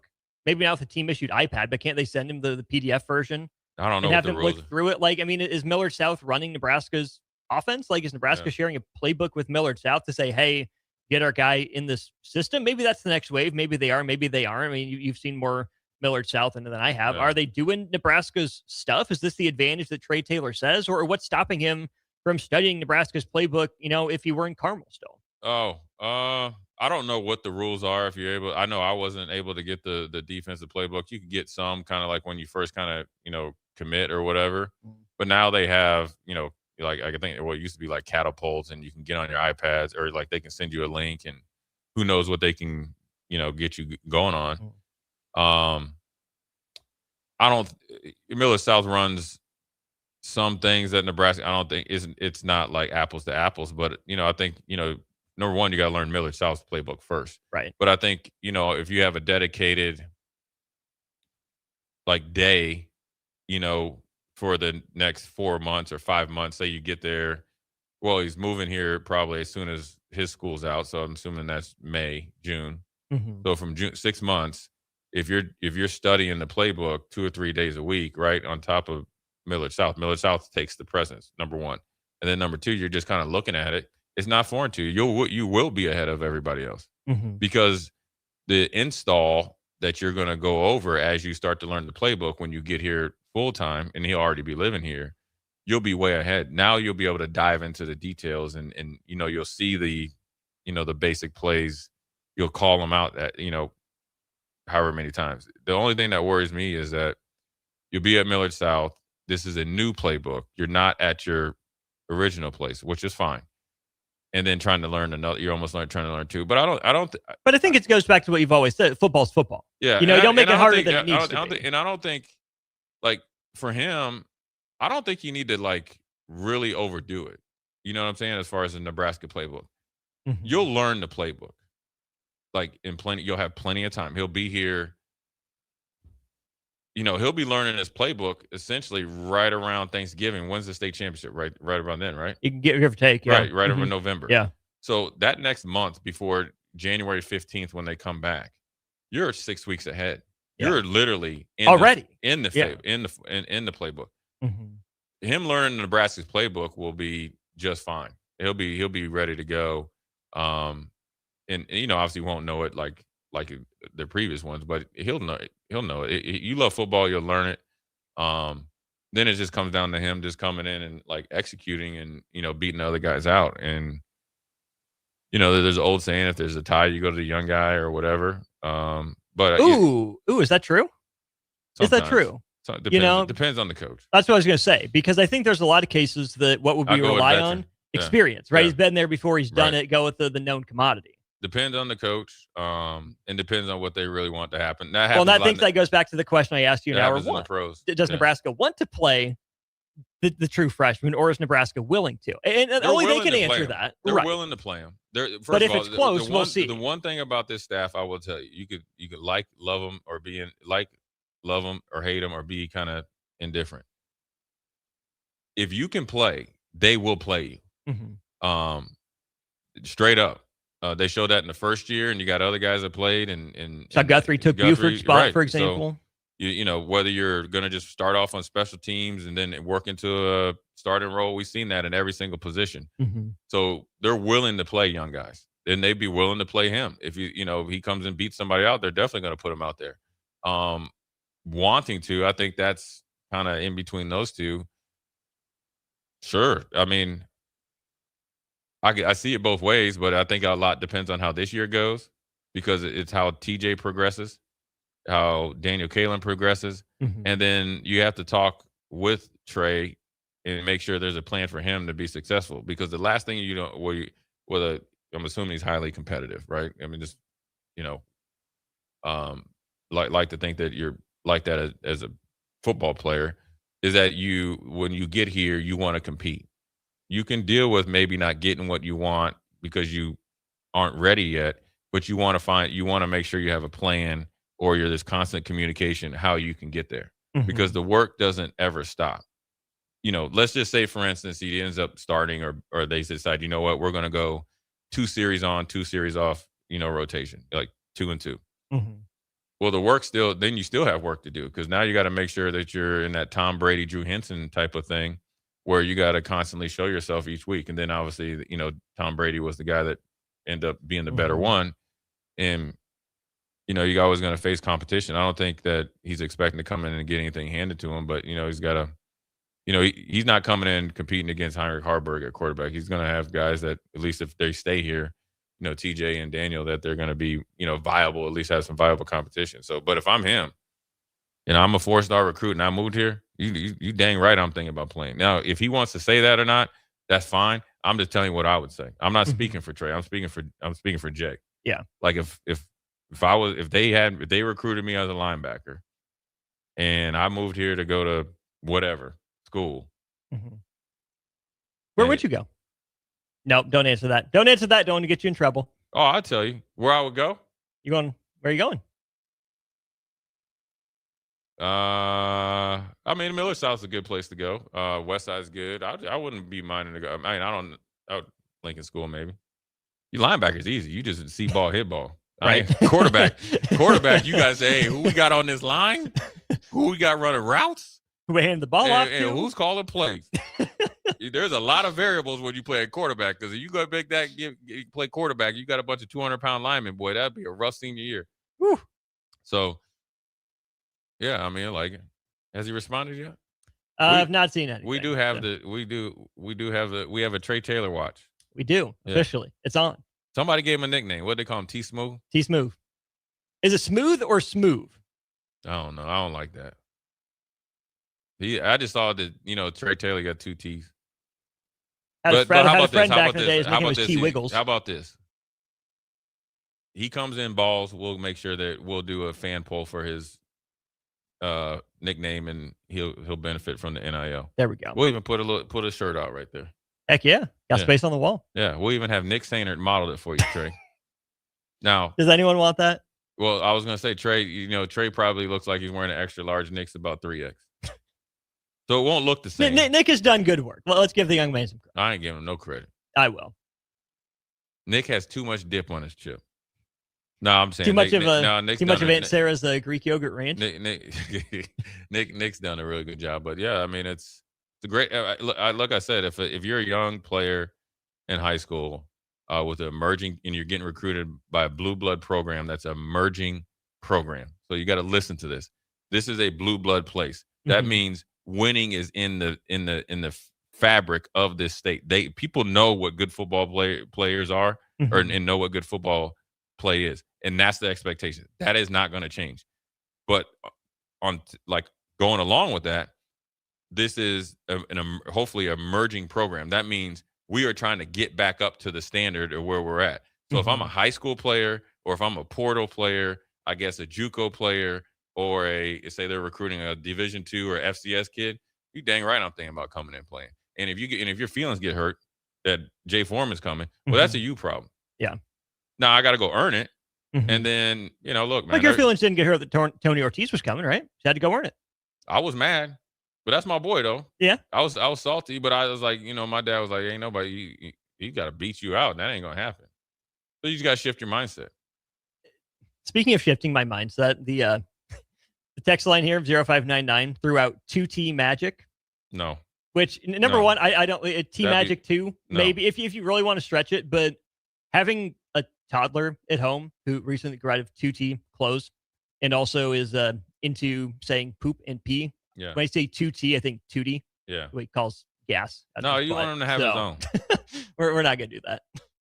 What old dad 34 said, do you think TRAE Taylor already has Miller South playbook, so it shouldn't be that hard? Yeah. Look, man, I don't think him learning the playbook is going to be hard. That's kind of anywhere. Yeah, no. I mean, obviously college is going to be significantly harder than in a high school, but it's not like it's not like come August, they're going to be like, he doesn't know the playbook. Right. Or doesn't have a good enough grasp. I think because you're going to have, in some ways, 8-9 months to learn it, and more than that, if you're taking a peek at it right now. And same with Millard South. I think, he'll go in there. They'll probably give him the same playbook as Jet Tamala, where you'll be able to have a lot of, leeway and help you become a quarterback that can command and control the line of scrimmage. That's what, you really look forward to, is really try to be orchestrate it and be the kind of conductor of a high-powered offense. And so we shall see.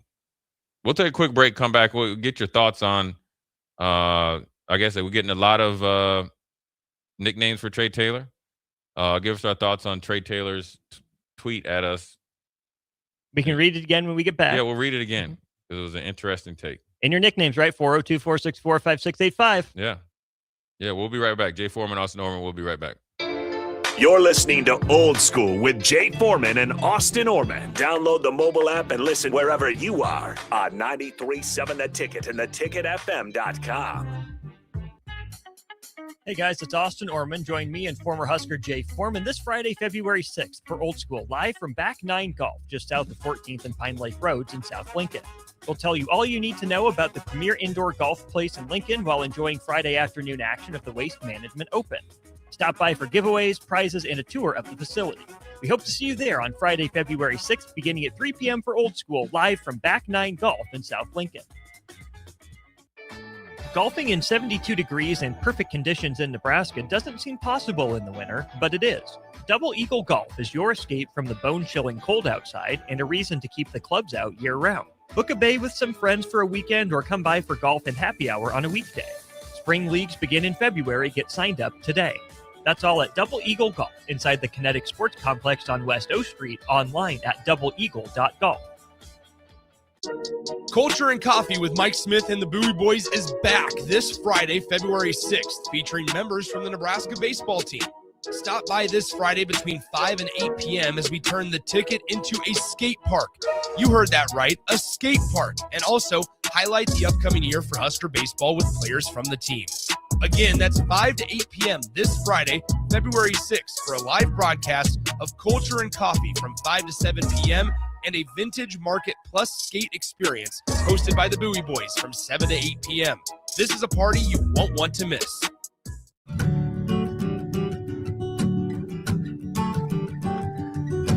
Way out there where the sun comes up under the big red sky, I do life the way I love, with family by my side.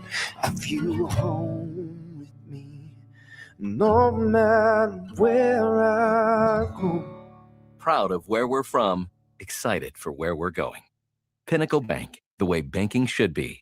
Member FDIC. Select Plumbing and Utility has been serving Lincoln and the surrounding area for 14 years, and they're not slowing down. Select Plumbing and Utility handles all your plumbing needs, from faucets and water heaters to full renovations, and they can even help with your heating and cooling needs. They're also Lincoln's underground experts, repairing and replacing broken underground water and sewer lines since day one. Contact Select Plumbing and Utility today at 402-560-6197, assuring excellence in every situation, opportunity, and challenge. That's 402-560-6197.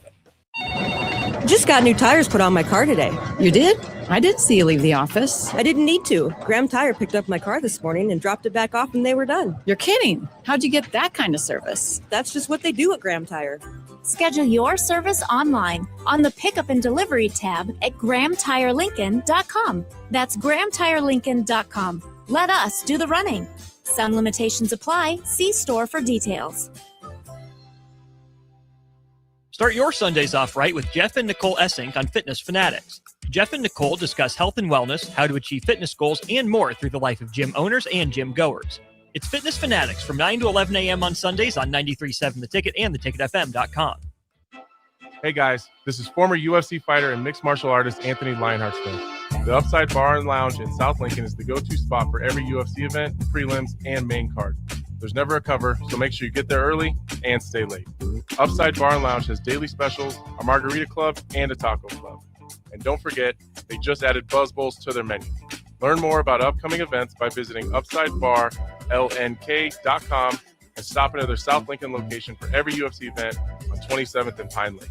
Hi, Sean Callahan here for Koppel Chevrolet GMC, and wow, what a year it was at Koppel. The Koppel family would like to say thank you for a record-setting sales year in 2025. Now let's start 2026 off with the bang. New GMC Sierra pickups starting at $12,500 off list or 0% APR. Also hot off the presses, new Terrain leases at $299 per month. That's right, $299 per month on new GMC Terrain leases. So please stop on in the store or online at KoppelCars.com. Stock numbers G138852 and G165184. 2,500 down with proof credit. When it comes to keeping your equipment running, you've got options at Landmark Implement. Whether you need premium John Deere parts or a more economical solution, A&I parts from Landmark deliver the dependable performance you can count on with cost savings up to 40%. From filters and bearings to belts and everyday repairs, A&I parts are built to work as hard as you do while helping stretch your budget further. Stop by your local Landmark Implement parts counter today or shop online anytime at shop.deere.com and experience the Landmark difference. Back to Old School with Foreman and Orman on 93.7 The Ticket and theticketfm.com.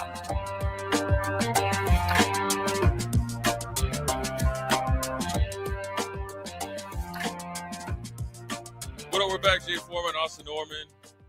Second segment, 5 o'clock hour. Once again, we're brought to you by Graham Tire. It's always good to see people in Lincoln. Listen, it gets above 60. People just said, we're taking all the clothes off. My man's got his bro shirt on. Got his little joggers on. You got to give it to him, man. He's out there enjoying the sun. Big ups to people in Lincoln.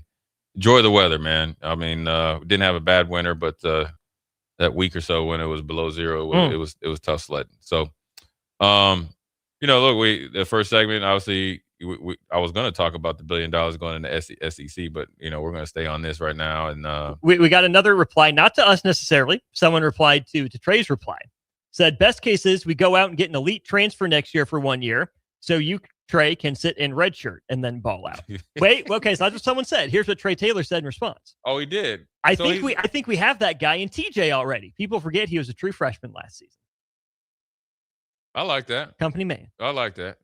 But listen here, TRAE Taylor. I hope you listen, and also you can clip. We can clip this. Yeah, I'll listen to you right there. What camera are we on? That one right there. You're on that one right there. Okay, TRAE. I seen you on, and I don't even do this. So since you got my attention, or our attention, or we got your attention. I don't know how we did, but hey, man, I saw you on Her That, man. You know what I'm saying? Now you need to be on this show 3 to 6, not anywhere else, so we can holler at a player and see where you at. We ain't hard to find. Yeah. We'll get you on Our there, people man. will be in touch. We always make you look good. You know what I mean? Oh, yeah. We're Everybody here for know it. your plans. Welcome you to Lincoln. Miller South over there. Jay Foreman's going to be calling some of your games next year, I bet. My nephew used to play there. Yeah. Yeah, Trey Taylor would have been like to throw to him. Ooh, who wouldn't, Yeah, though? yeah. But, anyway, I mean, I think, the red shirting thing and I think the ability to play lessens the hurt of guys that had the red shirt. And some guys, I've seen this, and this has nothing to do with the Trey Taylor. I've seen guys make wrong decisions by not rating this way back when you couldn't play at all. Mm-hmm. That were so fixated on playing, at the end of their career, they hurt themselves because they needed another year. Now, I will say, like I mentioned before with Cody Glenn, I felt like that was impulsive and a bad move to throw him in there whenever they played Oklahoma. It was cold as I don't know what. It was after halftime. They were struggling on offense. People have been calling for Cody Glenn. Cody Green. Cody Glenn was the running back. Cody Green was the linebacker. Yes. You got my mind all messed up. Yeah, Cody Green, and they've been calling for him all season. And so it was like, here, let's see. Throw your bone. Throw your bone. Mm-hmm. On the 1 yard line. And they had like Dusty Dvorak and all those, like Teddy Lehman. It was not going to go well. And he never got out of the batter's box after that. Never recovered. Went to Tulsa. Right. But never, I mean, his Nebraska career was derailed from that. Yeah. Because, how you're able to be put in a position, it's like a rookie quarterback, no matter who they are. And there's guys that have came in, and you see Daniels and all that, and somewhat Caleb Williams and other rookies that have done really, really well. Mm-hmm. But you also want to make sure you have everybody around them that are helping them be the best that they can be. It's no different. My same reply will be the same reply that I said about Dylan. If Trey Taylor's starting, everybody else around him has to raise their level of play. Instead, when TJ started. Right. Exact same thing. Started, same thing. This year, too. Calandra is coming. Yes, he started before. But everybody else has to raise their level of play. Mm-hmm. That's period. Just should be blanket.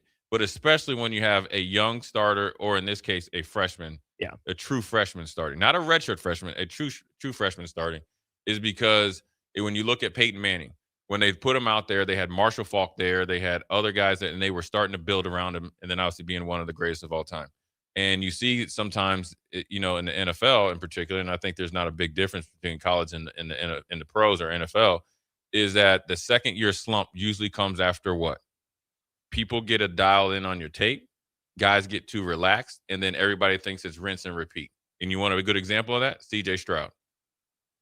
Yeah. After that first year, he anointed himself as a top 5 quarterback in the league, and now he's starting to kind of get, because why? The basics is what leads you to the success in that second, third, and fourth year, and it's hard to do because these coaches are smart. They got a lot of time on their hand. They got a ton of staff that want to look at every single weakness that you have in your system. And like the NFL or college, like the NFL, you have free agency. So you could have your skill position guys back, but look at Philly, offensive line issues, or an offensive line like Laramie Tunsil leaving. That hurt C.J. Stroud until about the middle of the year, till guys started getting going when the rookie from Minnesota is finally settled in at the left tackle.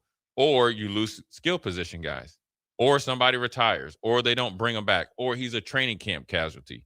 Whereas in college, you could have your guys in there, and here comes Lane Kiffin sliding your DMs really, would Lane do that? Would Lane really do that? Lane has done it, and you know who else he taught is your boy Golden down there at Ole Miss.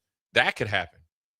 So that affects everything. It has nothing to do with the quarterback. So you got to be very strategic when you play or don't, or redshirt or don't, and that's what I'm sure. And Coach Rule has enough experience to sit down with him and do the best thing for him. Whereas it's like sometimes back in the day, a coach would play a guy like way back. I've seen it in different colleges or different places where you bring a big time recruit in, and you see this in the NFL. Sometimes they force a young player out there to kind of save their job, to kind of reset the bench or the time capsule of when you might get fired or not. How do I know that? I saw it 3 or 4 different times in Houston with David Carr. I feel like if David Carr had a veteran or ability to kind of work himself into starting and have more viable people around him, I guess the David Carr's career is significantly different. Significantly different. He got sacked 82 times his rookie year. 82 times. Our best play. 82 times. Our best play was a check down to Dominic Davis. Man. Dominic Davis got worn out so much he had got chronic knees and he had to retire after his 4th or 5th year in the NFL. Yes. We didn't start producing offensively until Andre Johnson got there. So, that's why it's so important when you, especially at the quarterback position, you got to make sure, everybody's trump tight and everybody's got to raise their level of play. Your habits can't be the same as the year before when you have a young guy playing. Right. And so as long as that's done, you can put him in there. Yeah, a couple things to jump off of there from what you said. I think that when you think about, when's the right time to redshirt, take your developmental year, whatever it is, I don't think there's a right answer because the right answer is just make sure it works. Yeah. It's one of those things that if redshirting right away is the move, it's the move. You hope it's not a medical redshirt that comes down the line, right? It seemed like it could have been, for a guy like Dylan Raiola with his knee or whatever, or for basketball, Ugnius Drucevicius, right? Yeah. But it's not very often you're going to see a guy play redshirt, play, right? The traditional way to go is take your redshirt first, and then you're set up to play after that. We saw the Dante Moore thing, right? Yeah. That was out of the ordinary, where he And played a little bit. It worked like gangbusters for him. So there's a way that people do it. There's a traditional way, but it's not necessarily the way. It's the simple way. It's a straightforward way that makes the most sense. I also want to jump off what you said with the sophomore slump. I was listening to funny enough, a Kansas City Royals podcast recently. They had a former big leaguer on it, and he said the sophomore slump was twofold. What you've talked about a lot, especially with Brock Purdy, when he was really balling, was okay. You're the flavor of the month. You're cool. You're playing really well. Well, there's going to be more film on you. Yeah.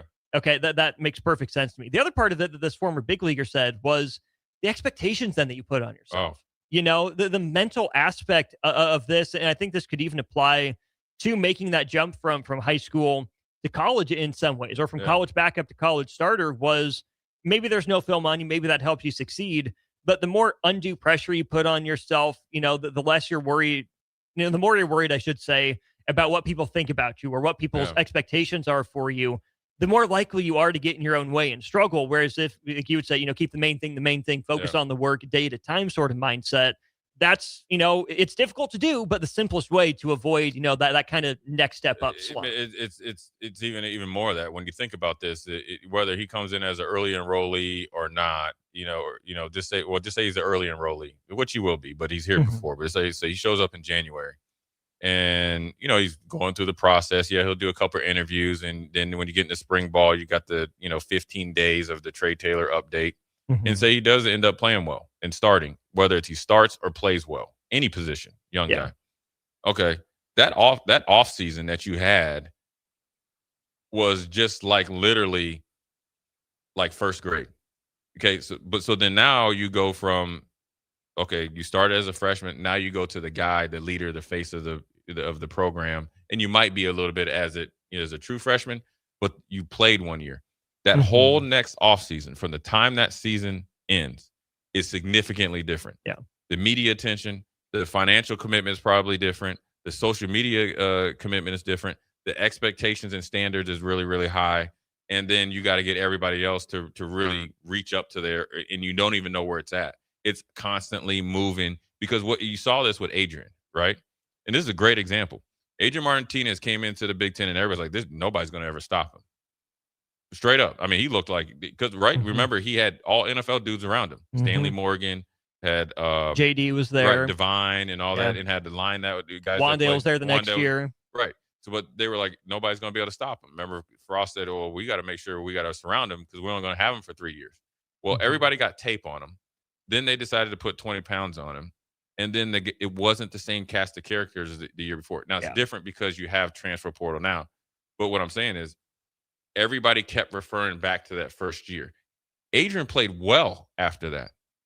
But everybody kept referring to that first year because it was like gangbusters. And you seen it with Jaden Daniels. Like, oh, he had this his first year. He took the league over. He's a starting quarterback. He's looking at VR, for to help him to get ahead. And then guess what? You have Scary Terry holding out, rightfully so, right? You have Zach Ertz, who's not playing the same. He got hurt, and then the offensive line changed. Eckler didn't pan out. The defense isn't as strong, and everybody was able to game plan on what you did the year before. And then you get hurt on top of it. Right, because the things aren't the same, right? Cliff Kingsbury is, was really good the first year. I think he was still good the second year, but it wasn't able to mix the same. And the schedule was different because you went from, a fourth or fourth place schedule to a playoff schedule because you made the playoffs. And you go from the hunter to the hunted. It's a different mindset. Not that you can't handle it, but that's what you see sometimes. And I believe if you can go from red shirt to dominant player in this day and time, I think it's easier. So if he has the red shirt, it doesn't really matter. Yeah. So anyways, we're going to take a quick break. We still waiting now. DMs are open. You know what? Don't reach out first. I was going to do what do you do? Quote tweet it and put the eyes up there. There we go. Or put the clock. Yeah. Yeah. Eyes and clock. Yeah. We're waiting on you. Just playing. Anyways, Jay Foreman, Austin Norman. We'll be right back. Watch Old School live on Facebook, YouTube, or Twitch. Old School with Foreman and Orman on 93.7 The Ticket and theticketfm.com. All right, Lincoln, if you're a diesel technician who's ready to earn up to $40 an hour and you're tired of working nights and weekends, listen up. Inland Truck Parts and Service is hiring experienced diesel technicians right here in Lincoln, and they're offering what every hardworking tech wants. Monday through Friday hours, no nights, no weekends, and paid training on advanced diesel technology. With 37 locations across 12 states, career advancement opportunities are endless. Start building towards your future and apply today at inlandtruck.com. That's inlandtruck.com. Or text APPLY to 785-369-1320. Hey, Nebraska, this is your moment. Love Nebraska is already making noise on the court, but they're still missing one thing, a nickname. That's where you come in. Love Nebraska is giving fans the chance to submit the team's official nickname. Fans will then vote on the finalists later this season. Head to lovneb.com/nameyourteam to submit your nickname and get in the game. Submissions end on February 22nd. Name your team, shape the legacy. Hey guys, this is former UFC fighter and mixed martial artist Anthony Lionheart Smith. The Upside Bar and Lounge in South Lincoln is the go-to spot for every UFC event, prelims, and main card. There's never a cover, so make sure you get there early and stay late. Upside Bar and Lounge has daily specials, a margarita club, and a taco club. And don't forget, they just added Buzz Bowls to their menu. Learn more about upcoming events by visiting UpsideBarLNK.com and stop into their South Lincoln location for every UFC event on 27th and Pine Lake. If you're seeking a career with a growing company, Dana Trucking and Excavating is hiring and looking for additions to their team. Dana Trucking has a strong team culture, competitive pay, 401ks, and benefits like health, dental, and vision. Drivers are guaranteed 40 hours per week, even in the winter months, and are home every night. Start your career today at Dana Trucking and Excavating. Apply today at GainaTrucking.com. Concrete Industries has immediate job openings for precast production laborers and maintenance technicians. Concrete Industries offers great pay, health benefits, 401k, a wellness program, holidays, and paid time off. Apply today to earn a starting pay of $21.50 per hour plus a $1,500 hiring bonus. Concrete Industries is hiring all experience levels and offers on-the-job training. Start your career today as a precast production laborer or maintenance technician. Visit concreteindustries.com.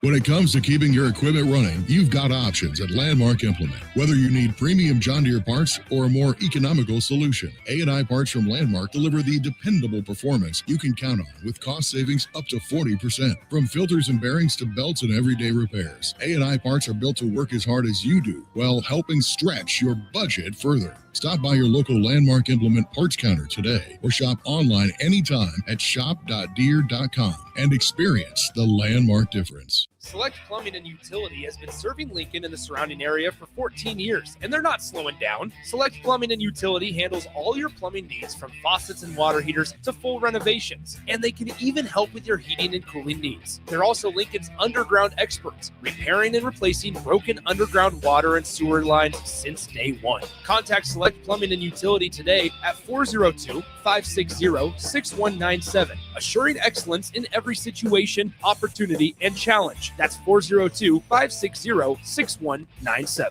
Tune into 93.7 The Ticket immediately after every Nebraska men's basketball game for 1 hour of post-game recap. The Nebraska Basketball Postgame Show is sponsored by Union Bank and Trust, John Henry's Plumbing, Heating, Air, and Electrical, Jack Russell of Farm Bureau Financial Services, and the Lincoln Airport on 93.7 The Ticket and theticketfm.com.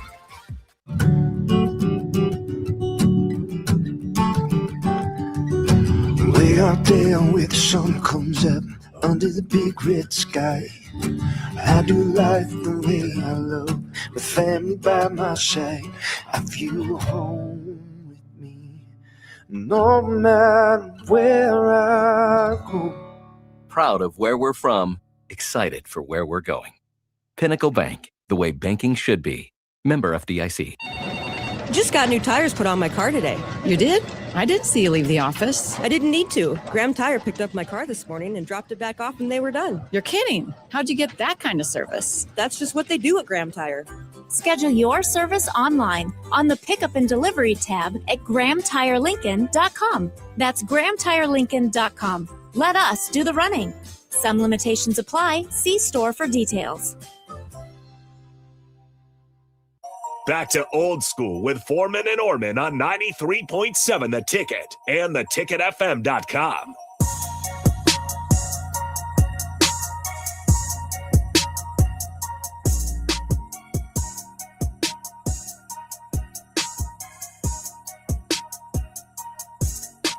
Going back into Old School one final time. A big thank you to Graham Tire for their sponsorship of the show. Big thanks to Sartor Heyman Jewelers for sponsoring our Sartor Heyman Jewelers text line. Got a lot of good interaction today on there and on our stream as well. Thanks to a future Husker. Austin Norman joined now, not by Jay Foreman. Got a basketball game to get to. Nick Sainert, welcome in, my friend. Hello, Austin. Good to finally help you repay you for sitting in for AD all those days. I will give you 5 minutes here on this one to round out a Thursday, and then we're all square.